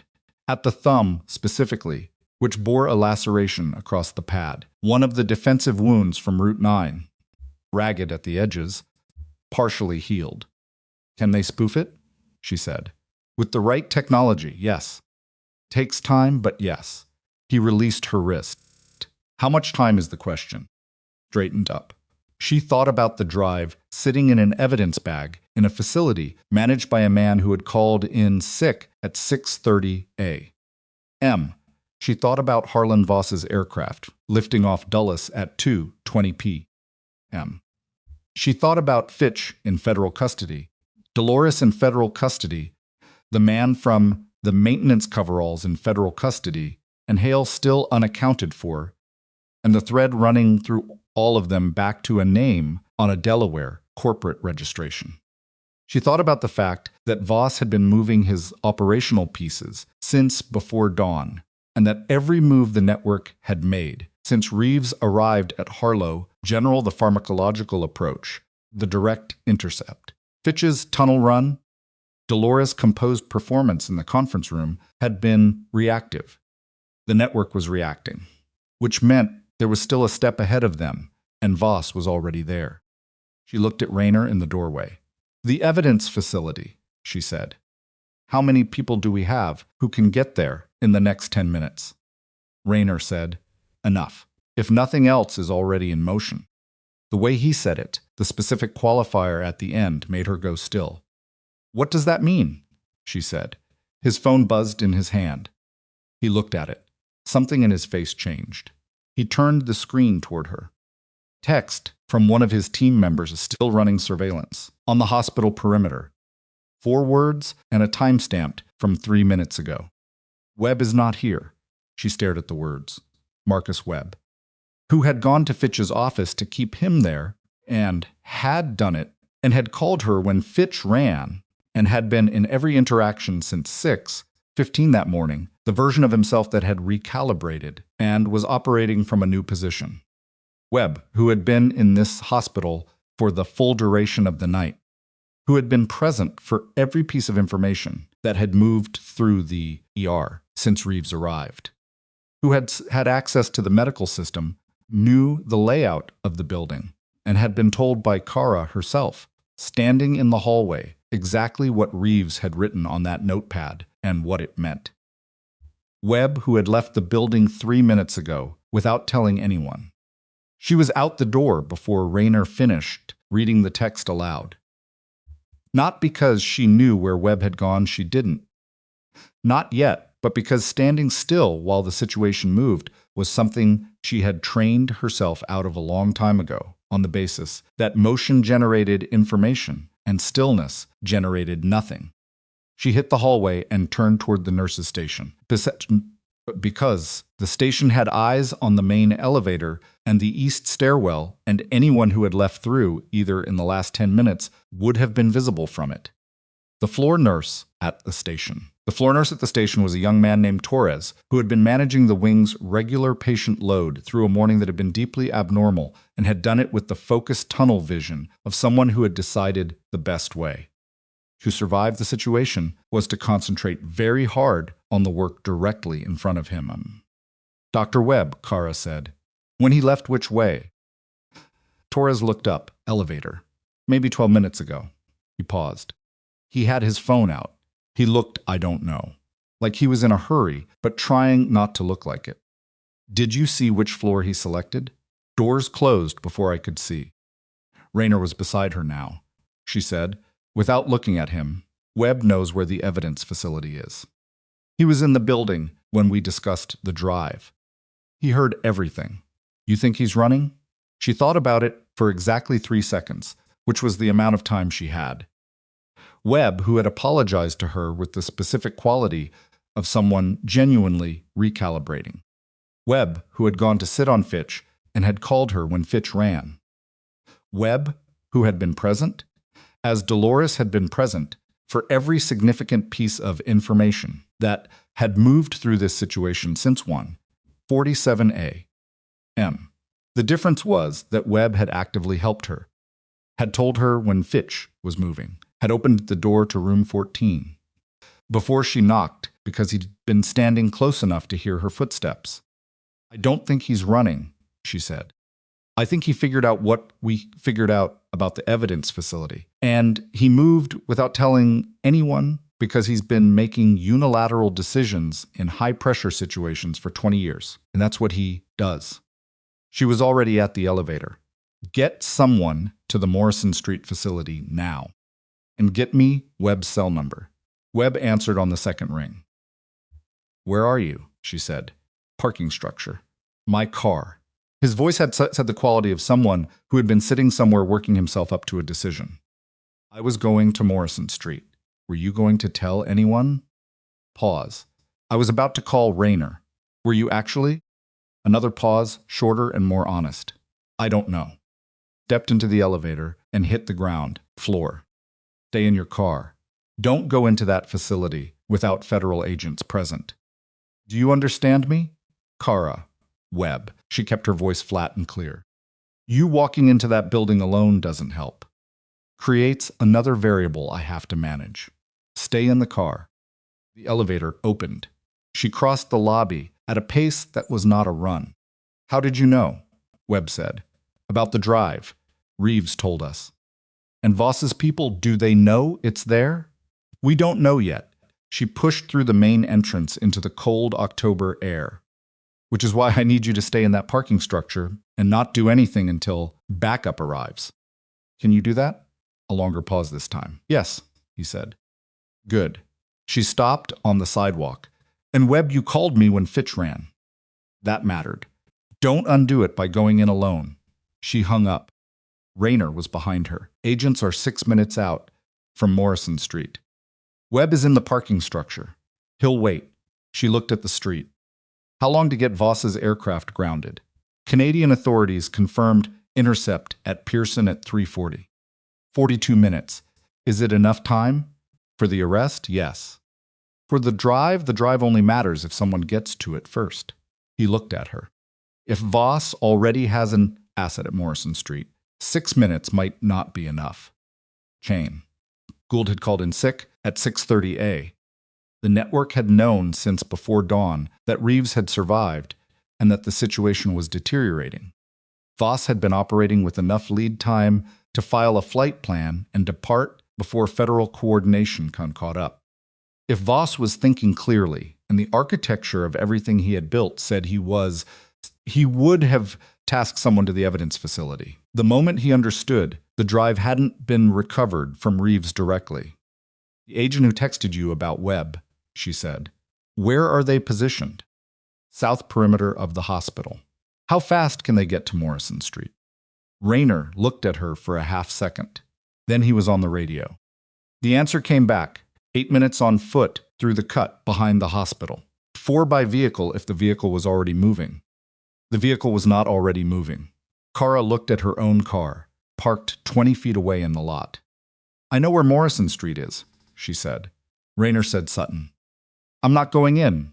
I'm going to make sure nobody else goes in before your people get there. She held his gaze. 6 minutes is not the same as 4 minutes.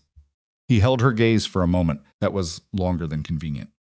Don't engage, he said. Observe and report. She was already moving.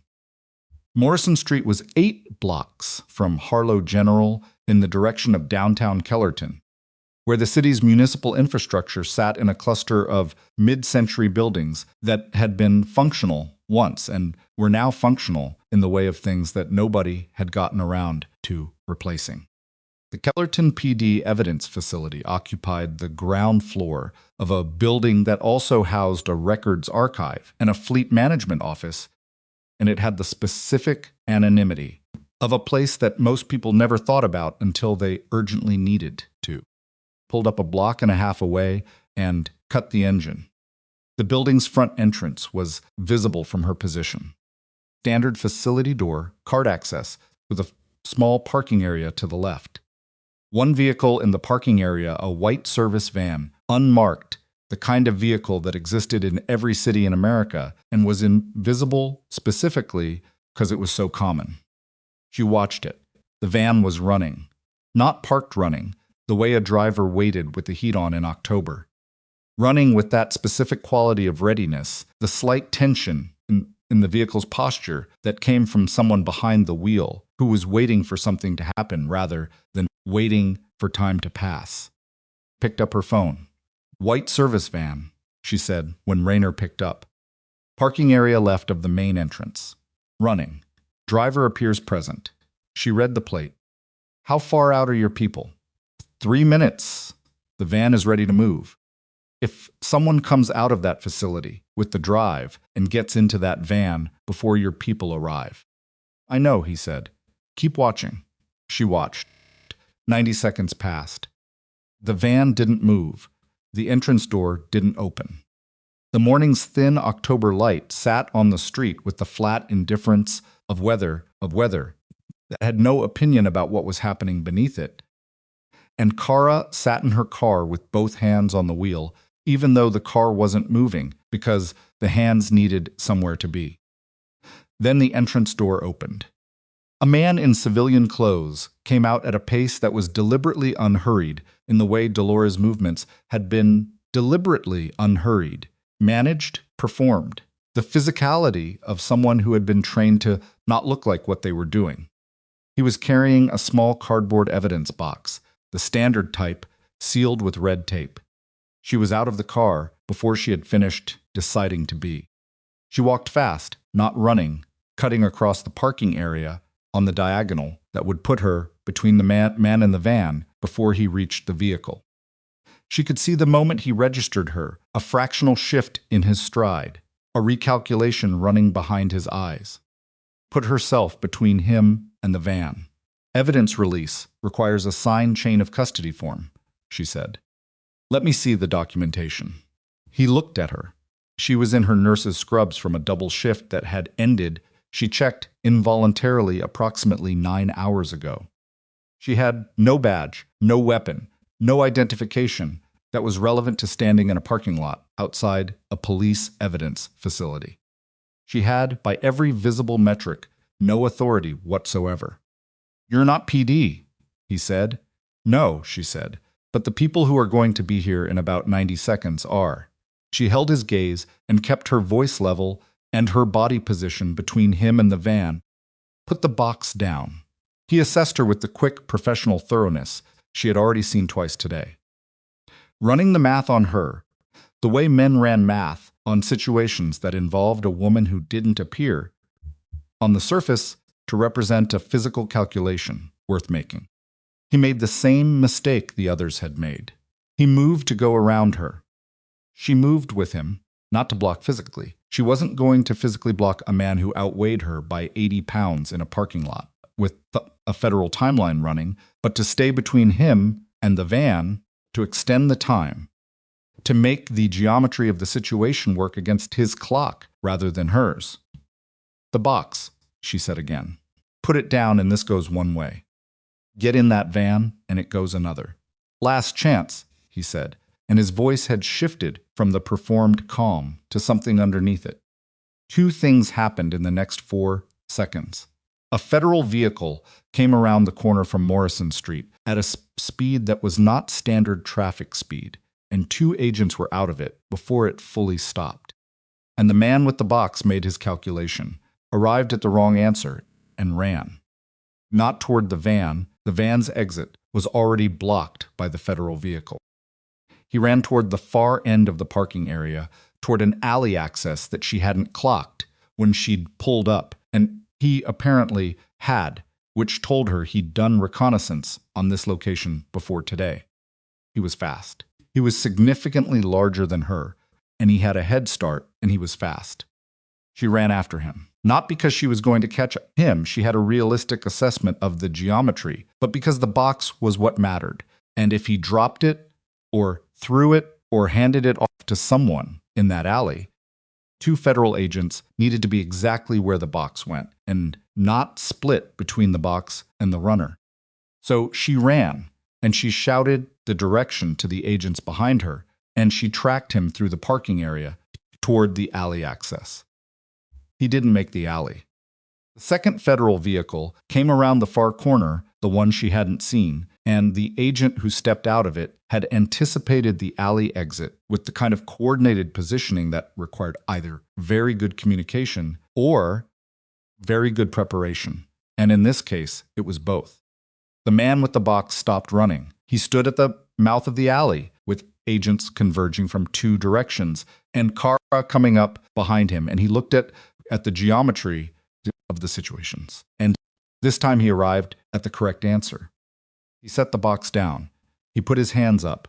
Cara stopped 6 feet away, breathing harder than she would have preferred, and looked at the box sitting on the cold pavement of a Kellerton parking lot and felt something that was not triumph. Triumph was too clean for what this felt like, but was adjacent to relief in the way that things feel when they've been very close to going wrong and didn't.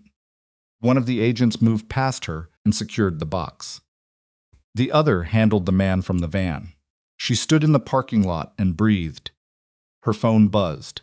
Rayner, Voss aircraft intercepted at Pearson. Canadian authorities have him. FBI on scene. She read it twice. Then she put her phone back in her pocket and walked back to her car and sat down and looked at her hands, which were shaking. There it was, the thing that always came after. She let them shake. It lasted about 40 seconds. Then it stopped, and she started the car, and she drove back to Harlow General. The afternoon moved with the particular momentum of a situation that had broken in one direction and was now consolidating around that break. Federal agents were through the hospital in waves interviews, document pulls, server access warrants that covered the hospital's administrative systems going back 3 years.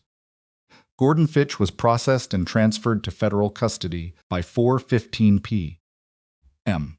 Dolores Marsh was transferred an hour later, and the specific composed performance she had maintained through the conference room interview finally came apart in the elevator, witnessed by 2 agents and a federal public defender who had arrived to represent her and who noted it in her own records with the professional neutrality of someone who had seen it many times and knew that the composure breaking wasn't what it looked like from the outside. It was usually just exhaustion, reaching its natural limit.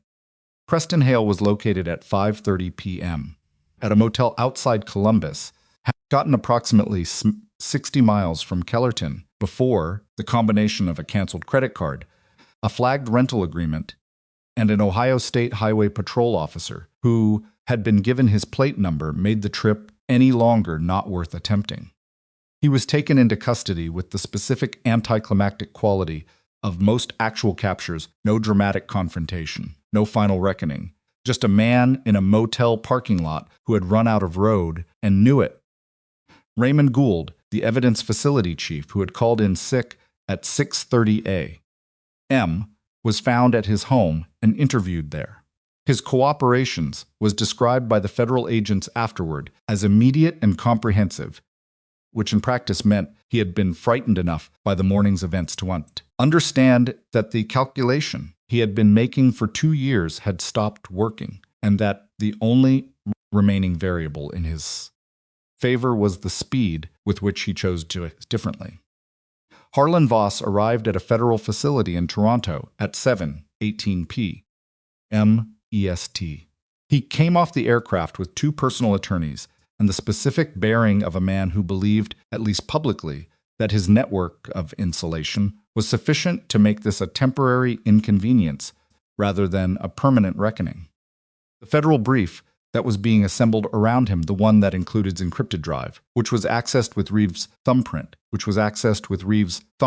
in a Kellerton federal office at 5:44 p.m., and found to contain 14 months of documented intelligence on Aris Group's domestic operations, suggested otherwise. Cara learned all of this in pieces over the course of the afternoon and evening, the way you learn things when you're still inside a situation rather than observing it. She learned most of it from Rayner, who delivered information with the same clipped efficiency, whether the information was good or bad, which she had come to appreciate as a form of respect. She learned some of it from Reeves directly, who was moved to a secure room at 4 p.m. p.m. and spent the remaining daylight hours giving a recorded debrief that would, she understood, constitute the core of the federal case. She learned the part about Callaway Ridge from a different source. 6:47 p.m., a woman named Colonel Adrian Park arrived at Harlow General in uniform. She was the commanding officer of a unit Cara recognized and the highest-ranking uniformed officer to enter the building that day. She came into Reeves' room, acknowledged him with the brevity of a professional relationship that had years of context behind it. And then she turned to Cara. "Sit down," she said. Not unkindly, just directly. Cara sat. Colonel Park set a folder on the tray table. Not Reeves's tray table, she pulled a chair and sat across from Cara and set it between them. "I've been authorized to discuss the formal review of your service record," Park said. "Specifically the Callaway Ridge incident." Cara looked at the folder. "The supplementary classified debrief submitted after Callaway Ridge was formally entered into your official record at 16:30 hours today," Park said. "It supersedes the previous documentation. The finding of unauthorized tactical decision resulting in personnel casualties has been removed and replaced with the classification of adaptive tactical response under compromised conditions." She paused. Language matters. It means what happened on that ridge is now officially understood the way it actually happened. Cara sat with that. She had known, on some level, that Reeves had said the record would be corrected. She had believed him with the part of her brain that processed operational statements from credible sources. Believing something was coming and sitting across from a colonel in uniform who was telling you it had arrived were different experiences, and she hadn't been prepared for how different. "There's more," Park said. She opened the folder and set a second document on top of the first. "Colonel Reeves has submitted a formal commendation for your actions over the last 22 hours. Specifically notes 3 distinct instances of clinical intervention that directly preserved his life. 1 tactical intervention that prevented a second assassination attempt, an intelligence analysis that contributed to the identification and neutralization of a multi-node operational network." She looked at Cara directly. He also noted, and I'm quoting, that Nurse Sutton's operated throughout, under conditions of institutional hostility and professional penalty, and that her effectiveness was undiminished by either. Cara looked at the window. The evening outside was full dark now. The October night settled over Kellerton with the comfortable indifference of a city that had no idea what had happened inside one of its hospitals today. "I don't know what to do with this," she said, which was true, and she said it because she was too tired to perform any other response. "You don't have to do anything with it tonight," Park said. "Tonight you go home and you sleep." She closed the folder. "What comes after that is a conversation for another day. Yep. But I wanted you to know that the conversation is available." She stood, extended her hand, and Cara shook it, and Colonel Adrian Park left the room with the same direct economy she had arrived with. Cara sat for a moment. Reeves from the bed said, "She doesn't waste words." "No," Cara said. "Neither do you." He looked at her. "It's useful." She looked at him. He was still in bad shape. He would be in bad shape for weeks, and the recovery was going to be long and uncomfortable and would require the specific patience of a man who was not naturally patient. She could already see that in him. The restlessness underneath the physical limitation. "You're going to be a difficult patient," she said. "Probably," he said. "Are you staying on this floor?" "I've been awake for over 20 hours. That's not an answer." She looked at him for a moment. At the man she had kept alive through a night that should have gone differently. In a building that had turned out to be more compromised than anyone had walked into it, knowing. At the specific, complicated reality of someone who was alive and would not have been, and what that meant and what it didn't mean, and all the space between those two things that didn't have clean language. "Teller's a good doctor," she said. "The night staff knows the chart. Covered. That's also not an answer." "It's the answer I have right now," she said. "Stood up. Get some sleep." She picked up her jacket from the chair and she walked out. Marcus Webb was in the hallway. She hadn't expected him. It was nearly 7 p.m., and his shift had ended hours ago in the technical sense, and in every other sense had been the longest and disruptive of his professional life. He was leaning against the wall with his arms crossed, and the expression of a man who had been waiting long enough that waiting had become its own kind of commitment. "I owe you more than an apology," he said. "You've said that. I know. I'm trying to figure out what it looks like beyond saying it." She looked at him. He was not a man who found this kind of honesty easy. She could see the effort it cost him, the way a skill costs more when it's new than when it's practiced. That was also information about him, and it was more useful than either his confidence or his ego had been. "You went to Fitch's office when I asked you to," she said. "You called me when he ran. You stayed in the parking structure." She paused. "That's what it looks like." He nodded slowly. "The formal complaint, doctor." "Hale filed," she said.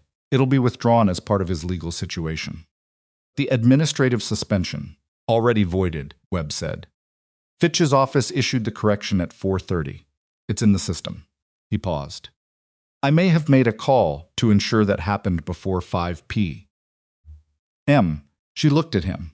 "I know how the system works," he said, and there was something in it that was self-aware in a way he hadn't been 12 hours ago. "I've been using it in one direction for a long time." Seemed like a reasonable time to try the other direction. She held his gaze for a moment. "Thank you," she said. He nodded. Then he said more quietly, "What you did last night, what you've been doing all day, I watched most of it. And I need you to know that I understand what I almost let happen. What I was trained to let happen." He stopped, looking for the words, and they were hard to find, and he didn't dress them up. "The system told me you were out of line. I let the system be my answer instead of looking at what was actually in front of me." A pause. "That's on me." She thought about the monitoring interval. The dismissal at the bedside, the word positioning, delivered as a consolation, after she'd saved a man's airway with her hands. She thought about 4 years of a system that had one version of her on record and a different version in practice, and the long patience it had required to keep those two things from collapsing into each other. "People do better when they know better," she said. "The question is always whether knowing better changes what they actually do." She looked at him long enough for him to understand she meant it as a genuine question, not a benediction. "I hear you," he said. She believed him. Not completely belief was something that built on evidence, and evidence required time, but enough to stand on. She walked toward the elevator. Outside, the air was the cleanest thing she had felt all day. It was cold in the particular October way that had nothing to apologize for, genuinely, honestly cold. Without the damp that made it worse, just the clean fact of late-season temperature sitting on the city. She stood at the main entrance with her jacket on and her bag over one shoulder, and she breathed it for a moment. Car was in the lot. Home was 22 minutes. She had not eaten a real meal since the previous evening, had been awake for the better part of 21 hours. And her body was beginning to deliver the accumulated invoice of all of it with the blunt efficiency of a collection agent's CGT that had been patient long enough. She was walking toward the car when Rayner fell into step beside her. She hadn't heard him coming. She noted that, and noted what it meant about her current state. Voss's attorneys filed for emergency extradition contest at 8 p.m., he said. "It won't work. The documentation from the drive alone gives the federal case enough to proceed through any normal legal challenge." He kept pace with her. "Going to be long. These things always are. But the outcome structure is solid." "How solid?" Reeves found 14 months of operational records. Contracts, communications, payment transfers, operator assignments. He paused. Including the documentation for the 2 prior targets. The ones listed as accidents. He paused again. "That's not a case that gets quietly resolved." She nodded. "There's one more thing," he said. She looked at him. Conversation about your record park told me what she said to you. He kept his gaze forward. I want to add something to it, from a different angle. He stopped walking. She stopped too, because his stopping had the quality of intention. Callaway Ridge, I was at the QRF staging point. I wasn't on the ridge, but I was the one who received the secondary position coordinates when you transmitted them. He turned and looked at her directly. I knew that night what those coordinates meant, what it took to send them. I wrote it in my own report, and I was told the report wasn't consistent with the official finding and to resubmit. A pause. I resubmitted. She looked at him. I've been carrying that for 3 years, he said. I know what carrying things feels like, she said. I imagine you do. He held her gaze. I'm sorry. That's real, not procedural. She believed that too. It was a different quality of belief than she'd extended to web older, better founded, and more complicated. You found me when it mattered, she said, this morning. That counts. She meant it. Not as absolution, she didn't hand those out, and he hadn't asked for one, but as an honest accounting. People were not their worst single decision. They were also not their best one. They were the whole accumulation of what they did across time, and how they moved when they understood more than they'd previously understood. He nodded once. What are you going to do? He said. After tonight. She thought about it, genuinely thought about it, standing in a hospital parking lot at 7 p. With the cold air on her face and the accumulated weight of 21 hours of a day she had not chosen and could not have predicted. Sleep, she said, for a very long time. And after that? She looked at the hospital behind them. At the lit windows of the 3rd floor, where a recovering colonel and a recalibrating doctor and a night staff that didn't know the full shape of what had happened in their building were doing the specific work of the next 12 hours. She thought about Park's folder. She thought of Park's folder, the language that had replaced the language that had followed her out of the service. 3 years ago. Adaptive tactical response under compromised conditions. Not glory language, accurate language. The kind that corresponded to what had actually happened, which was all she had ever wanted from it. She thought about what Reeves had said. There are still people who need someone willing to act. Not as a recruiting pitch, as a statement of fact, which was the only kind he seemed to make. She thought about a woman who had hidden what she was for 4 years, inside a set of blue scrubs and a double shift, and the careful, deliberate performance of someone who had decided that being unseen was the cost of being safe. And she thought about the moment at 1:47 in the morning when an ambulance came through the bay doors, and something in her recognized a breathing pattern before she had consciously decided to recognize it, and everything that had followed from that one involuntary act of being exactly who she was. You could hide the things you carried. You could put them in boxes with heavy lids and build a quiet life around them, and do good work and be functional and fine. People did it constantly. There was no shame in it. Sometimes the box was the only structure available, and you maintained it because the alternative was worse. But there was a cost to the box that you didn't always see until something forced it open. Cost was that the thing inside it didn't grow or change or become anything while it was in there. It just waited. And when the moment came that required it, when the breathing pattern was wrong, and the pupil differential was there, and the mechanism didn't match, and someone needed what was in the box right now, you either opened it or you didn't. She had opened it. She didn't regret that. She regretted some of what was inside it, the way anyone regretted the weight of what their life had made them carry. But she didn't regret being the person who carried it, or the fact that what she carried had turned out, at 1:47 in the morning, in a Kellerton emergency room, to be exactly what was needed. I don't know yet, she said to Rayner, about after. He accepted that without pressing it. Whatever you decide, he said, Reeves is going to request you specifically for his recovery team. He paused. He won't phrase it as a request. She almost smiled. No, he won't. She walked the rest of the way to her car alone. She sat in it for a moment, not the collapsed, sitting of someone too tired to move, but the deliberate sitting of someone taking 30 seconds to be still before the next thing. She had learned that from a long time ago, too, that stillness after action was not weakness, it was calibration.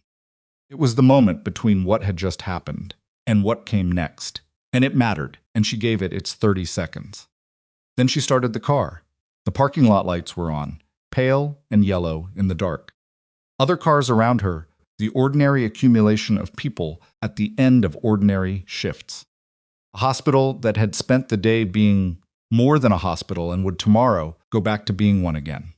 With the specific institutional resilience of places that absorbed crises and continued because continuing was what they were built to do, pulled out of the lot.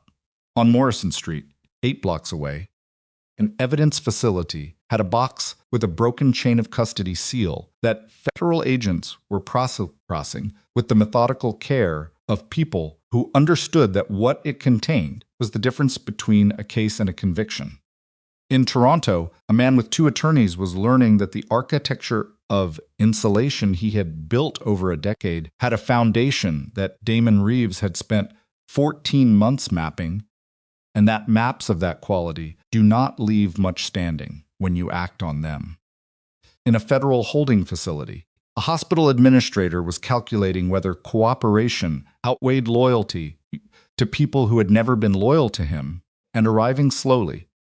The answer most people arrived at when the accounting was made honestly. These things would take time. The law took time. Justice took time, and sometimes took more time than felt survivable, and sometimes arrived in a form that was smaller or differently shaped than what you had imagined it would look like. Cara knew that. She had no illusions about the cleanness of outcomes or the tidiness of endings.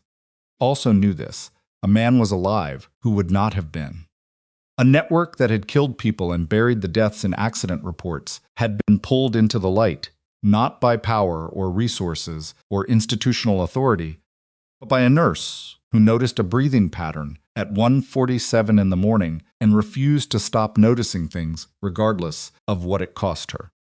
She had been fired for it, suspended, dismissed, overlooked, managed, and underestimated by nearly everyone in that building with the exception of a charge nurse who had turned out to be an enemy and a floor nurse who had sent coffee with a handwritten note.